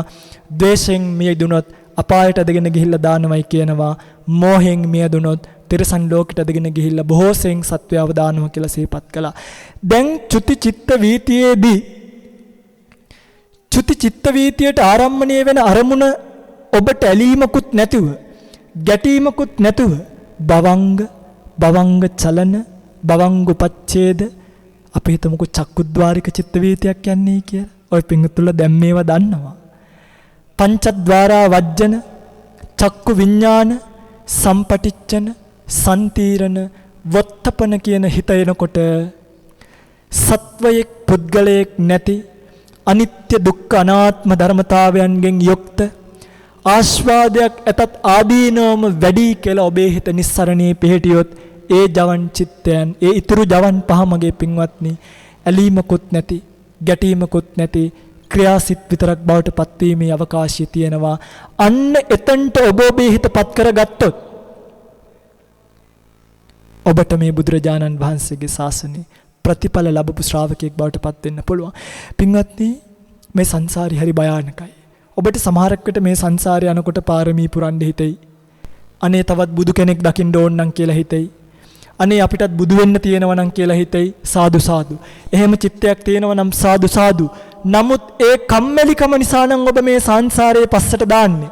මේ ජීවිතේ මට වැඩ තියෙනවා ඒ නිසා වෙන ජීවිතයක නිවන් දකින්නම් කියලා හිතාගෙන නම් ඒ යන්න හදන්නේ. මතක තියාගන්න. බෝධිසත්වයන් වහන්සේලාට පවා නියත විවරණයක් අරගෙන තිබ්බේ නැත්තම් මේ යන සංසාරික ජීවිතේ බෝධි චිත්තය පවා නැති වෙලා යන්න පුළුවන් අවස්ථා තියෙනවා මගේ පින්වත්නි. බුදු වෙන්නයි කියලා ලක්ෂයක් හිතුවොත් කෝටියක් හිතුවොත් එක්කෙනෙකුට තමයි මේ අවස්ථාව ලැබෙන්නේ. ඊටු ඔක්කොම සංසාරික ජීවිතේ නැවත ස්කන්ධවල මුලා වෙලා අතරමං වෙලා යනවයි කියන එක සිහිපත් කරලා තියෙනවා. ඒ නිසා මේක ලේසි පාසු කාරණාවක් නෙමෙයි මගේ පින්වත්නි. කරුණා කරලා මේ ධර්මතාවයේ තේරුම් අරගෙන මේකෙන් ඈතර වෙලා යන්න. මේ ගෞතම සම්බුදුරජාණන් වහන්සේ බොහෝ කාලයක් පාරමී පුරලා දේශනා කරපු ධර්මයේ මගේ රත්තරන් පින්වත්නි ඔබ තේරුම් ගත්තේ නැත්නම් මේ වෙලාවේ දුක්ඛ සත්‍ය මේකයි, දුකට හේතුව මේකයි, දුකේ නැති කිරීම මේකයි කියලා හරියට තේරුම් අරගෙන අනේ මම මගේ දුක නැති කරගන්නවා කියලා පින්වත්නි මේ වෙලාවේ වීරිය කළේ නැත්නම් රැයට නිදා ගන්න එක අඩු කරන්න. නිନ୍ଦ කියලා කියන්නේ ශාසනයේ වඳභාවය. දවල්ට කෙසේ වෙතත් රැයටත් භික්ෂුන් වහන්සේට කියලා තියෙනවා සයනාසනං පටික්කිප්පාමි නේසජ්ජිකංගං සමාදියාමි කියලා. පිට බිත්තියක හේතු කරන්නේ නැතුව වීරිය කරන්නයි කියලා තියෙනවා මගේ රත්තරන් පින්වත්නි. නේසජ්ජිකංගාදී දුතාංගවල නිନ୍ଦ කියලා කියන්නේ ශාසනයේ වඳභාවයක් කියලා සිහිපත් කළේ ඒකයි. ඔබ මේ සම්බුද්ධ ශාසනය නිදා ගන්න කෙනෙක් නම් දවාලක් රැයක් ඔබ බලන්න. ඔබ එක රැයක් නිදි මරාගෙන මේ ධර්මතාවය තේරුම් ගන්න නැකටලා ඉඳලා තියෙනවද? එක මාස දෙකක් බඩගින්නේ රැයට විකාල භෝජනා ශික්ෂාපදයේ රැකලා තියෙනවද? එක සතියක් ඔබට ටීවී එකෙන් අයින් වෙලා බණක් භාවනාවක් කරගන්න අවස්ථාව ලැබිලා තියෙනවද? එක දවස් 30ක් ඔබට ගෙදරින් අයින් වෙලා ගිහිල්ලා ආරණ්‍යක විදර්ශනා භාවනාවක් කරගන්න අවස්ථාවක් ලැබිලා තියෙනවද? මගේ පින්වත්නි ඔබ තාමත් මේ ස්කන්ධ ලෝකයේ දුවන අසරණයන් පින්වත්නි මේකෙන් ඈතර වෙලා යන්න. ඈතර වෙලා යන්න කියන්නේ වෙන මොහොකටවත් නෙමෙයි. අපිට ඔබට ආයිත් පිහිටක් පිළිසරණක් වෙන්න බැරිවි. මේ ජීවිතෙන් පස්සේ ඔබට අපිවත් අතහැරෙනවා. අපිට ඔබවත් අතහැරෙනවා. ඔබට මට සංසාරික ගමනක් තනියම යන්න වෙනවා මගේ පින්වත්නි. එදාට අම්මා තාත්තා සමහර තාත්තලා මේ ලෝකෙ මැරුණා. හදපු දරුවන්ගෙන් හිටපු අම්මලාගෙන් හිටපු ඥාතීන්ගෙන් වතුරු ගුවක්වත් බොන්න නැතුව අවුරුදු 50ක් 60ක් මහන්සි වෙලා ජීවිතේ අවසානයේදී ඒ වගේ හිස්සතින් මැරිලා ගිහිල්ලා අවසානයේදී ගෙදර කට්ටිය මෙක්කන් ගිහිල්ලා කනත්තකට දාලා අවුරුදු 3ක් 4ක් යනකොට තාත්තව අම්මව මතක් කරගෙන අඬන්න කඳුලක්වත් අපේ ඇස් වල නැහැ. ඒ නිස්සාර ජීවිතේ නම් ඔබ මේ ගත කරන්නේ මහන්සි වෙලා උදයක් රැයක් දවාලක් නැතු අනුන්ගේ කුලී වැඩ කර කර. මොකක්ද මේ ජීවිතයේ අර්ථය? මේකෙන් ඈතර වෙලා යන්න පින්වත්නි. මේකෙන් ඈතර වෙලා යන්න පින්වත්නි. මේ තමයි ඔබට ලැබෙන සමහරක් පිට අවසාන අවස්ථාව. මේ අවස්ථාවෙන් ප්‍රයෝජන ගත්තේ නැත්නම් ඔබට බුද්ධ කියන සුද්ධ වචනය අහිමි වෙයි. ධම්ම කියන සුද්ධ වචනය අහිමි වෙයි. සංඝ කියන සුද්ධ වචනය අහිමි වෙයි. පුළුවන් තරම් වීරිය කරන්න. පුළුවන් තරම් සිහිය උපදවා ගන්න. පුළුවන් තරම් ධර්ම අධ්‍යාපනය කරන්න. පොයට සිල් ටිකක් ගන්න යන්න. ඉරිදට අහිංසකෙක්ට කෑම පාර්සලයක් හරි ඔතලා දීලා ඒ සතුටින් බෝධිය ගාවට ගිහලා භාවනාවක් කරන්න පටන් ගන්න. දවසට තියෙනවා විනාඩි 1440ක්. විනාඩි 1440න් එක විනාඩි 40ක් ගන්න ඔබ. විනාඩි 1440න් මං ඉල්ලන්නේ එක 40යි. මේ 40 මහත්යයි නෝනයි දරුවෝ ඔක්කොමත් එක්කම ගිහිල්ලා බුදුපහන ගාවට මේ සත්‍ය කල්පනා කරලා බලන්න.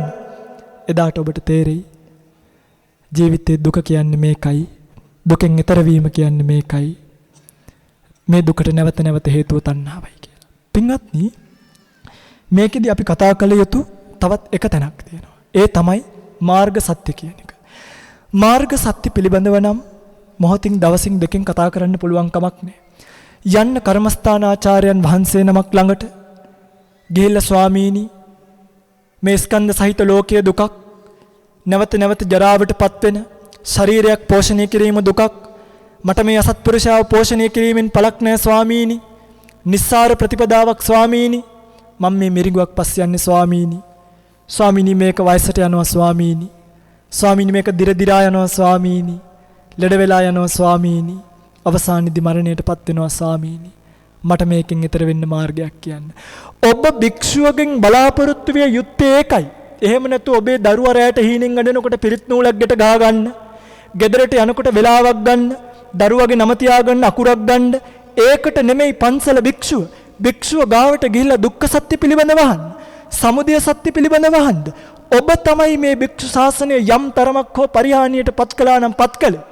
ඔබේ අවශ්‍යතාවයටයි උන්වහන්සේලා ඒව කරන්න පටන් ගත්තේ. හැබැයි ඔබ ගිහිල්ලා පටිච්ච සමුප්පාදය ගැන අහන්න ගන්න උන්වහන්සේලාත් පොත් පෙරල පටිච්ච සමුප්පාදය ගැන හොයයි. ඔබ ගිහිල්ලා චිත්ත වීතිය චිත්ත ප්‍රවෘත්තිය ගැන අහන්න පටන් ගන්න උන්වහන්සේලා එදාට චිත්ත ප්‍රවෘත්තිය ගැන ඉගෙන ගන්න පටන් ගනි. එහෙම නැතුව ගෙදරට ගෙවදින කොටයි කසාද බැඳලා යන කොටයි පිරිත් ටිකක් කියා ගන්නයි කවුරු හරි අසනීප වුණාම තෙල් ටිකක් මතුර ගන්නයි ඒකට නෙමෙයිනේ භික්ෂු ශාසනය. මතකද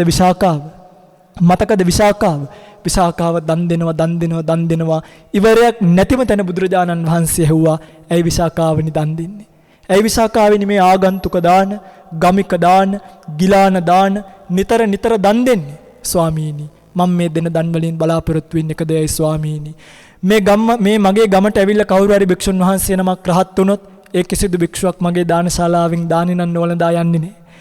එනිසා මන් දන්නවා උන්වහන්සේ රහත් වෙන්න මගේ දානයත් උන්වහන්සේට හේතු වුණා. ස්වාමීනි ඒක දකින මට, ඒක අහන මට, ඒක දැනගන්න මට සතුටක් උපදිනවා. ඒ සතුට නිසාම මට ප්‍රීතිය උපදිනවා. ඒ ප්‍රීතිය නිසාම මට සමාධිය උපදිනවා. ඒ සමාධියෙන් මං විදර්ශනා කරනවා. විදර්ශනාවෙන් මට මේ ධර්මතාවයන් තේරෙනවා. දන් දීලා ප්‍රාර්ථනා කළේ මොකක්ද කියලා බලන්න. ඔබ නම් දන් දීලා මොනවද ප්‍රාර්ථනා කරන්නේනේ? විශාකාවගේ මේකට මං කියන්නේ නිකලස් දානය. නිකලස් සිතවිල්ල බලන්න. කෙලස් නැති, කුණු නැති නිකසල මේ සිතවිල්ල විශාකාවගේ. අද කොයිද විශාකාවන්? අද ඉන්නේ හරි අමුතු අයනේ. ජීවිතයේ ධර්මයේ පිළිබඳව කිසිම දැනුමක් නැතුව ඔය යන ගමන නවත්තන්න. එදාට ඔබට ඔබේ පන්සලේ, ඔබේ විහාරස්ථානයේ, ඔබේ ආරණ්‍ය ස්වාමීන් වහන්සේ කියලා දෙයි. අම්මේ මෙන්න මේකයි මාර්ග සත්‍යය. අසුබ භාවනාවෙන් පටන් ගමු. මෙන්න මෙතනින් සමාධිය උපදිනවා. මෙන්න මේ සමාධිය මෙතනින් තමයි විදර්ශනාවට හරවන්නේ. අම්මේ මේ විදර්ශනාවේ යනකොට අම්මට මෙන්න මේ නාම රූප දෙක පේන්න ගනී තාත්තේ. මේ නාම රූප දෙකේ අනිත්‍ය දුක්ඛ අනාත්ම ලක්ෂණ මනසිකාරය කරනකොට ඔබව ගිහිල්ලා උද්‍යව ඥානියට වැටේ. ඇතිවීම නැතිවීම පේයි. ඇතිවීම නැතිවීම පේන්න ගන්නකොට ඇතිවීම කියන එක අතහැරලා නැතිවීමම බලන්න ගන්න. එතකොට ඔබට භංගානුපස්සනාව උපදී. භංගානුපස්සනා ඥානිය උපදින ඔබට භයතුපට්ඨානිය මේ සංස්කාර පිළිබඳව බයක් උපදී. බය උපදින ඔබට ක්‍රමානුකූලව නිබ්බිදානුපස්සනාව, මුංචිතු කම්මිතාව, පටිසංකානුපස්සනාව, සංකාරුපෙක්ඛා ඥානිය උපදී.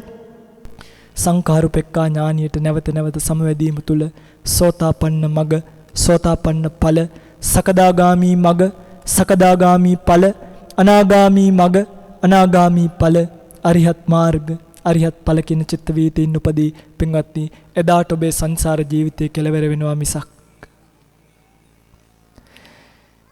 වෙනත් කිසිදු පහසු පිළියමක් තිබ්බනම් මගේ පින්වත්නි, මගේ බුදුරජාණන් වහන්සේ මට කියයිද ආරඤ්‍යගතෝවා, රුක්කමූලගතෝවා නේ? එහෙනම් කියයිනේ ගයක් ඇතුළට යන්න, ටීවී එකක් දාගන්න, සින්දුවක් අහන්න, විඳ විඳ අතහරින්න. එහෙම කියලා තියෙනවද? අද ඉන්න සමහරක් අඥානයෝ භාග්‍යවත් බුදුරජාණන් වහන්සේගේ දර්ශනය වැරදියට අරගෙන ආස්වාදය දැකලා, ආදීනවය දැකලා නිස්සරණේ හිත පිහිටවන්න කියලා විතරයි කිව්වේ. ආස්වාදයේ විඳලා එහෙම එකක් කිව්වේ නෑ. ආස්වාදයේ දකින්න, ආදීනවය දකින්න, ආස්වාදයත් ආදීනවයත් දකින්න ඔබේ මතකද? සෝතාපන්න සූත්‍රයේ කියනවා රාද ස්වාමීන් වහන්සේට රූපයේ සමුදයංච අත්තංගමංච අස්සාදංච ආදීනවංච නිස්සරණංච යතා භූතං පජානාති. යම් කෙනෙක් හරියට දැක්කොත් අයං වුච්චති රාද අරිය ශාවකෝ සෝතාපන්නෝ. මේ ආරි ශ්‍රාවකයට සෝතාපන්නයි කියනවා. අවිනිපාත ධම්මෝ, ආයිච්චරයක් අපායට වැටෙන්නේ නැහැ කිව්වා. නියතෝ සම්බෝධි පරායනෝ, නියතයෙන්ම නිර්වාණ ඉලක්ක කරගෙන ඉන්නවා. පින්වත්නි, මේ තමයි ප්‍රතිපදාව. මෙතනින් එහා නම් ඔබට නිර්වාණයක් සාක්ෂාත් වෙන්නේ නැහැ. වෙනවා නම් භාග්‍යවත් බුදුරජාණන් වහන්සේගේ බෝසත් කල පුතණුවන් වෙච්ච රාහුල වෙක්කන් ගිහිල්ලා තිබක් පණුව ඉන්න රෙදි කෑල්ලක් ගසලා දාලා සිවුරක් පොරවලා කියයිද ගල් ගුහාවකට යන්න, ආරණ්‍යයකට යන්න, රුක්ක මූලයකට යන්න කියලා. අප්‍රමාදේන සම්පාදේත, අප්‍රමාදීව සම්පාදනය කරගන්න ආරණ්‍ය තියෙනවා පින්වත්නි. ඇයි පින්වත්නි මේ ආරණ්‍ය රුක්ක මූල ශුන්‍යාගාර කියන්නේ? ඒ හුදකලා නිදහස් පරිසරය ඔබට පෙන්නලා දෙන ඔබට එකතු කරලා දෙන අවබෝධය පොඩිනේ. එක සූත්‍රයක් තියෙනවා මට මතක විදියට යස සූත්‍රය. මේ යස සූත්‍රයේ සිහිපත් කරලා දෙනවා යම්කිසි භික්ෂුවක් ගම කෙළවරට ගිහිල්ලා. ඒ කියන්නේ මේ ගමේ කෙළවරයි ආරණ්‍ය කෙළවරයි. තේරෙනවනේ වනවාසී සහ ග්‍රාමවාසී වනවාසී කියලා දෙකක් කඩනවා නෙමෙයි. නමුත් මේක භාග්‍යවතුන් වහන්සේගේ දේශනාව. මේක අපි තේරුම් ගත යුතුයි. මේක තමයි නිර්වාණයට හේතු වෙන්නේ. යම්කිසි භික්ෂුවක් ග්‍රාමවාසී වෙලා ගමට වෙලා සමාධිය වඩ හිටියත් මට මේ භික්ෂුව හොඳයි කියලා කියන්න අමාරුයි කියනවා. ඇයි? ආරාමයේ වැසියෙක් ඇවිල්ලා මේ භික්ෂුවගේ සමාධියට පලිබෝධයක් වෙන්න පුළුවන්. හැබැයි යම්කිසි භික්ෂුවක් ආරණ්‍යකට වෙලා නිදි කිරකිරා ඉන්නවා. අඬා ඉන්නවා. ඒ අඬ නිදි කිරකිරා ඉන්න භික්ෂුව මම හොඳයි කියලා කියනවා. මොකද උන්වහන්සේ ආරණ්‍යයට වෙලා ඉන්න නිසා, බාහිර ආරම්මන වලින් මේ හිත නිදහස් නිසා කොයි වෙලේ හරි නිදිමත කඩලා සක්මනට බහැලා සක්මන් කරලා තමන්ගේ ප්‍රතිපදාව පූර්ණේ කරගන්න තැනටපත් වෙන්න පුළුවන්. එහෙම නැත්නම් හැබැයි මේ ග්‍රාමවාසී වනවාසී කියලා එකක් නෙමෙයි කිව්වේ. අපිත් ඕන තරම් පන්සල් වලට වෙලා ඉන්නවා, ආරණ්‍ය වලට වෙලා ඉන්නවා. අපිට එහෙම ભેදයක් නැහැ. භික්ෂුන් වහන්සේට ගහත් එකයි, හන්දියත් එකයි, බෝගහත් එකයි, චෛත්‍යයත් එකයි. කොච්චර උතුමන් රේරුකානේ චන්දවිමල කියන මේ මහා උතුමන් වහන්සේ කොළඹ පන්සලක නෙමෙයිද හිටියේ? අපිට ලං වෙන්නවත් පුළුවන් උතුමන් වහන්සේලාද? කොයි තරම් ධර්ම නේද භාණ්ඩාගාරික පරියප්තියෙන්, නිස්සරණ පරියප්තියෙන් උන්වහන්සේලා පිළිවෙත් පිරුවද? මරණාසන්න මොහොතේ පවා තමන්ගේ ශිෂ්‍යයන්ට පුතේ මේ තමයි අවසන් හුස්ම පොද හෙලන්නේ කියලා කිව්වේ නැද්ද? මේක වැරදි පැත්තට නෙමෙයි. හැබැයි හුදකලා නිදහස් ජීවිතය ඔබට ප්‍රතිපත්තිය පුරා ගන්න අවශ්‍ය කරන හේතුව සකස් කරනවා කියන එක බුදුරජාණන් වහන්සේ සිහිපත් කළා. ඒ නිසා පින්වත්නි, අරඤ්‍යගතෝවා, රුක්කමූලගතෝවා, ශුන්‍යාගාරගතෝවා, ඉතිපටි සංචික්කති. මෙහෙම කල්පනා කරන්න. එහෙම කල්පනා කරන ඔබට මේ මාර්ගය උපදී. පින්වත්නි, මේක ටිකක් මනසට බරක් වෙන්නේ නැති. මේක ටිකක් නුහුරු කතාවක් වෙන්නේ නැති. හැබැයි මට කියන්න මෙන්න මේක නෙමෙයිද ඔබ බුද්ධ ශාසනයකින් බලාපොරොත්තු වෙන්නේ? ඔබට බුද්ධ ශාසනයකින් ලබන්න පුළුවන් අග්‍රතම ඵලය මේක නෙමෙයිද? ඔබට බුද්ධ ශාසනයකින් ලබන්න පුළුවන් ප්‍රණීතම ඵලය මේක නෙමෙයිද? මේ බුද්ධ ශාසනයෙන් ඔබලා යම්කිසි හරයක් බලාපොරොත්තු වෙනවා නම් ඇයි පින්වත්නි ඔබ අපිට දාන දෙන්නේ? මොනවා බලාපොරොත්තු වෙන්නේ? ඔබ අපේ ඥාතිද? ඔබ අපේ ණයකාරයෝද? ඇයි ඔබ අපිට කුටි හදලා පූජා කළේ වැඩ ඉන්න කියලා? ඔබ මොනවා බලාපොරොත්තු වෙන්නේ? අනේ ස්වාමීනි, මේ කුටියට වෙලා ඔබ වහන්සේලා පිළිවෙත් පුරාගෙන ඉගෙන ගන්න ධර්මයන් අපිටත් දේශනා කරන සේක්වා. ඕක නෙමෙයිද පරමාර්ථය? නැත්තම් අනේ ස්වාමීනි, ඔය දානේ කොහොම හරි වළඳලා අපේ පාංශ කූලයට කොහොම හරි ඇවිල්ලා ගියා නම් අපිට ඇති. ඒකටද දානේ පූජා කළේ? ඒකටද කුටියක් පන්සලක් හදලා පූජා කළේ? නෑ මගේ පින්වත්නි, අද විතාම වේගෙන් මේක අනිත් පැත්තට ගහගෙන යනවා. නමුත් ප්‍රඥාබර ශ්‍රාවකයෝ, වීරියබර ශ්‍රාවකයෝ බුදුරජාණන් වහන්සේව අවබෝධයෙන් දකින්නට කැමති නම් අල්ප මාත්‍රයක් මේ කියූ සම්මා සම්බුදු දහම බොහෝ සෙයින් කල්පනා කරලා විවිධ පරයයන් ඔස්සේ කල්පනා කරලා තේරුම් ගැනීම විනා ඔබට මේ මගේ භාග්‍යවතුන් වහන්සේගේ එක රෝම ධාතුවක් පිළිබඳවවත් ඇති කරගන්න බෑ අවබෝධයක්. අනුශය වශයෙන් ඔබේ හිතේ විචිකිච්ඡාව තියෙන නිසා පරිඋත්ථාන වශයෙන් නම් නැතුව ඇති. අනුශය වශයෙන් ඔබේ හිතේ විචිකිච්ඡාව තියෙන නිසා නැවත හේතුවක් යෙදිච්ච කාලෙක සමහරක් විට හාල් මල්ලකට, පොල් මල්ලකට, කිනිසි පාරකට, කඩු පාරකට, හෙලි පාරකට බයි ඔබ ඔබේ ආගම, ඔබ ඔබේ දර්ශනීය පාවල දෙන්න පුළුවන්. එනිසා මේ මහා සෑ මළුවට ආවට පස්සේ ඇත්තටම පින්වත්නි අපිට මතක් වෙන්නෙම මට පුද්ගලිකව මතක් වෙන්නේ උන්වහන්සේගේ ශ්‍රී දේහ ලක්ෂණය නෙමෙයි. උන්වහන්සේ විඳපු රම්‍ය සුරම්‍ය සබ මාලිගාව අතහැරලා දාලා උන්වහන්සේ ආව කිව්ව එක නෙමෙයි. අනේ දෙයිහාමුදුරුවනේ, මට තේරුම් ගන්නවත් මෙච්චර අමාරු වෙච්ච චිත්ත චෛතසික රූප නිබ්බාන ගැන, රූප ආරම්මන දිහා බලලා ඒව පිළිබඳව අවබෝධයෙන් දකින්න මාර්ගය කියපු ශාස්ත්‍රුන් වහන්සේ නමක් නෙමෙයිද මේ සමහරක් විට අපේ අතේ මලක් නොතියෙන්න පුළුවන්. හැබැයි අත් දෙක එකතු කරලා වඳින අපිත්, මල් වැස්සක් ගෙනල්ලා පූජා කරන ඔබෙත් කුසලයක පිටකට අරගෙන බැලුවොත් 1000න් පංගුවක්වත් ඔබේ කුසලයේ බර නැතුව ඇති. ශ්‍රද්ධාවෙන් අවබෝධයෙන් ප්‍රඥාව මුල් කරගෙන භාග්‍යවත් බුදුරජාණන් වහන්සේට කරන වන්දනාව ඒ තරම් ප්‍රණීතයි, ඒ තරම් ප්‍රතිඵල සහිතයි. ඒ නිසා මගේ පින්වත්නි, භාග්‍යවත් බුදුරජාණන් වහන්සේට ඔබ මේ කරගෙන යන ආමිස පූජාවන් සියලු දේත් එක්කම උන්වහන්සේගේ දේහ ලක්ෂණයන්, අරහං සම්මා සම්බුද්ධ විද්‍යාචරණ ගුණ, මේ වගේ පින්වත්නි තියෙන සම්පූර්ණ ත්‍රිපිටක ධර්මය ඉතිපිසෝ ගාථාව එක පිටක් කරලා බැලුවොත් අරහං සම්මා සම්බුද්ධ විද්‍යාචරණ සම්පන්න සුගත ලෝකවිදු මේ වගේ තියෙන පින්වත්නි සම්පූර්ණයෙන්ම චතුරාර්ය සත්‍ය ධර්මයේ කැටි වෙච්ච ගුණයක් අරගෙන බලන්න එකින් එක. අරහං භාග්‍යවත් බුදුරජාණන් වහන්සේ සියලු පූජාවන් වලට සුදුසුයි. ඇයි සුදුසු?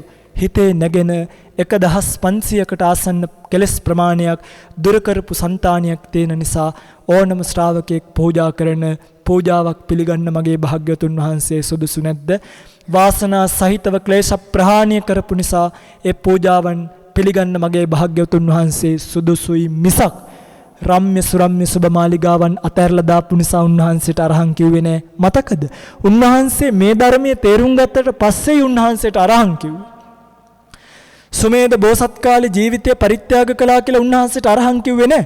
උන්වහන්සේ අරහං භාවයට පත් උනේ මෙන්න මේ කෙලස් ප්‍රහීන කරපු නිසා. උන්වහන්සේට සම්මා සම්බුද්ධ කියලා කිව්වේ ගුරු උපදේශ රහිතව මෙන්න මේ දේවල් අවබෝධ කරපු නිසා. විද්‍යාචරණ සම්පන්නයි කියලා කිව්වේ විද්‍යාමය ධර්මයන් 8කොත් චරණ ධර්මයන් 15කින් යුක්ත සීල, වීරිය, ඉන්ද්‍රිය ආදී චරණ ධර්මයන්ගෙන් යුක්ත වෙච්ච නිසා නෙමෙයිද මගේ පින්වත්නි? එනිසා මේ භාග්‍යවත් බුදුරජාණන් වහන්සේ පිළිබඳව අල්ප මාත්‍ර වූ හරි අවබෝධයෙන් යුක්ත ශ්‍රද්ධාවක් ඔබට ඇති කරගන්න අවශ්‍ය නම් ඔබට සිද්ධ වෙනවා මොකක් කරන්නද? මේ බුදුරජාණන් වහන්සේගේ ධර්මකාය සම්පත්තිය ගැන මනසිකාරය කරන්න. ඒකයි බුදුරජාණන් වහන්සේම කිව්වේ ඔබට මාව දකින්න ඕන නම් ඔබ දැකිය යුත්තේ කුමක්ද? යෝ ධම්මං පස්සති සෝ මං පස්සති. බලන්නකො බුදු වදන. ඔබට ධර්මය දකින්න ඕන නම් යෝ පටිච්ච සමුප්පාදං පස්සති සෝ ධම්මං පස්සති. ඔබ අවිජ්ජා සංකාර විඥාන නාම රූප සලායතන පස්ස වේදනා තණ්හා උපාදාන භව ජාති කියන මේ පටිච්ච සමුප්පාද අංග පිරික්සලා බලනවා මිසක් වෙනත් පොතක් කියවලා නම් චිත්‍රයක් දෙකක් බලලා නම් ඔබට මේ ජීවිතයේ බුදු ගුණ මාත්‍රයක්වත් දැනගන්න පුළුවන් කමක් ලැබෙන එකක් නෑ. එනිසා කාල වේලාව ඉක්මලා ගිහිල්ලා තියෙන බැවින් ඊටාම කෙටියෙන් සංක්ෂිප්ත කරලා සම්පින්ඩණය කරලා මේ දේශනා කලේම බුදු කෙනෙක් ලෝකයට පහළ වීමේ නිවැරදි වටිනාකම කුමක්ද? එයින් ඵලනෙලා ගන්න යන සත්වයා බුදු කෙනෙක්ගේ ගුණ දකිනවා නම්, බුදු කෙනෙක්ගේ ගුණ දැනගන්නවා නම් අපි කල යුත්තේ කුමක්ද කියන එක පිළිබඳව සිහිපද්දෝපු එක විතරයි. පිටින් මෙතනින් එහාට ජීවිතේ වෙනස් කරගන්න, මෙතනින් එහාට මලක් පහනක් පූජා කරද්දිම පැත්තකට වෙලා ඉඳගෙන ජීවිතේ කල්පනා කරන්න පටන් ගන්න. ඒ කරන කල්පනාව ඔබට නිසකවම අහෝ මේ සුකතං කම්මං අනේ මා විසින් මනා වූ කර්මයක් කරන ලද්දේය කියලා කවදා හරි දවසක මේ ජීවිතේ ධර්මාවබෝධය නොකලත් කවදා හරි දවසක බුදු කෙනෙක් ලෝකයට පහළ වෙච්ච කාලයක සත්වෙක් වෙලා ඔබ දර කෑල්ලක් ඇඟේ පොරවන් හිටියත් ඔබේ ශ්‍රද්ධා, වීරිය, සති, සමාධි, ප්‍රඥා කියන ඉන්ද්‍රිය ධර්මයන් මනාකොට පූර්ණිය වෙලා නම් මගේ භාග්‍යවත් බුදුරජාණන් වහන්සේ මහා කරුණාවෙන් අනාගතේ පහළ වෙන බුදුරජාණන් වහන්සේ නමක් මහා කරුණාවෙන් ලෝකය දිහා බලනකොට ඔබේ ඉන්ද්‍රිය ධර්මයන් පූර්ණිය වෙලා නම් සූර්යයා පායනකොට පෙපෙන්න සූර්යකාන්ත මලක් වගේ ඔබ සුදුසුකම් ටික සම්පූර්ණ කරගෙන තියෙනවා නම් එදාට බුදුරජාණන් වහන්සේ ඔබේ ළඟට වැඩම කරයි. වැඩම කරලා නම කියලා කතා කරලා මේ ධර්මතාවය පිළිබඳව තේරුම් කරලා දෙයි. දීලා අටපිරිකරක් ජීවිත පූජා කරලා තියෙනවා නම් භික්ෂු භාවයටපත් වෙන්න. ඒහි බික්කු මහණෙනි එන්න. එව මහණයි කියලා කියපු ගමන් හෙටවස් පිරිච්ච මහ තෙරවරයෙක් වගේ සිවුරු පිරිකර දලාගෙන කෙලස් ප්‍රහීන කරගන්න සුඛ පටිපදාවකින් කිප් අභිඥාවකින් උතුම් නිර්වාණය සාක්ෂාත් කරගන්න මේ උතුම් ධර්ම දේශනාවත් රැස්ුණා වූ භාග්‍යවත් බුදුරජාණන් වහන්සේගේ ධර්මකාය සම්පත්තිය මනසිකාරය කිරීමෙන් අල්ප මාත්‍ර වූ හෝ ප්‍රේතයක් රැස්ුණා නම් කුසලයක් රැස්ුණා නම් ඒ කුසලයෙන් ප්‍රේතියෙන් ඔබටත් මේ උතුම් කුසලය ප්‍රාර්ථනීය බෝධියක් වෙත්නම් ඒ ප්‍රාර්ථනීය බෝධියකින් සුඛ පටිපදාවෙන් කිප් අභිඥාවකින් බණපද දෙකක් ඇහෙනකොට චතුරාර්ය සත්‍ය ධර්මයේ තේරුම් අරගෙන උතුම් නිවනින් නිවී යන්නට මෙකුසල් පාරමී වේවා පාරමී ශක්තියක් වේවා පාරමී දම්පිරේවා කියලා කවුරුත් සාදු කියලා. වෙහෙර විහාර ගම්දනව් වනසෙනසුන් ආරක්ෂා කරන අල්පේ ශාක්‍ය මහේශාක්‍ය සම්‍යක් දෘෂ්ටික දෙවි දේවතාවුන් වහන්සේලා මෙපින් අනුමෝදන් කර ගනිත්වා මහා සෑ භූමියට අධිග්‍රහිත මහා සෑ භූමිය රකින්න ජය ශ්‍රී මහා බෝධිය රකින්න අධිග්‍රහිත සියලු දෙවියන් මෙපින් අනුමෝදන් කර ගනිත්වා භාග්‍යවත් බුදුරජාණන් වහන්සේගේ ධර්ම පණිවිඩය පිළිබඳව දෙවියන්ටත් මනසිකාරය වේවා ස්කන්ධ දුක පිළිබඳව නැවත නැවත සිහි වේවා කල්පනා වේවා දෙව්ලොව සැනසෙත්වා දෙවියන්ද ප්‍රාර්ථනීය බෝධියකින් උතුම් නිවනින් සුවසේම නිවේවා මේ කුසල් පාරමී වේවා කියලා ප්‍රාර්ථනා දෙවියන්ට පින් අනුමෝදන් කරමු. ආකාසට්ටා ච බුම්මට්ටා දේවා නාග මහිද්దికා පුඤ්ඤන්තං අනුමෝදිත්වා චිරං රක්칸තු ශාසනං ආකාසට්ටා ච බුම්මට්ටා දේවා නාග මහිද්దికා පුඤ්ඤන්තං අනුමෝදිත්වා චිරං රක්칸තු දේශනම් ආකාසට්ටා ච බුම්මට්ටා දේවා නාග මහිද්దికා පුඤ්ඤන්තං අනුමෝදිත්වා චිරං රක්칸තු මං පරන්ති. හැම දිනෙකටම සම්මා සම්බුදු සරණයි. මෝහක්ඛයෝ නිබ්බානං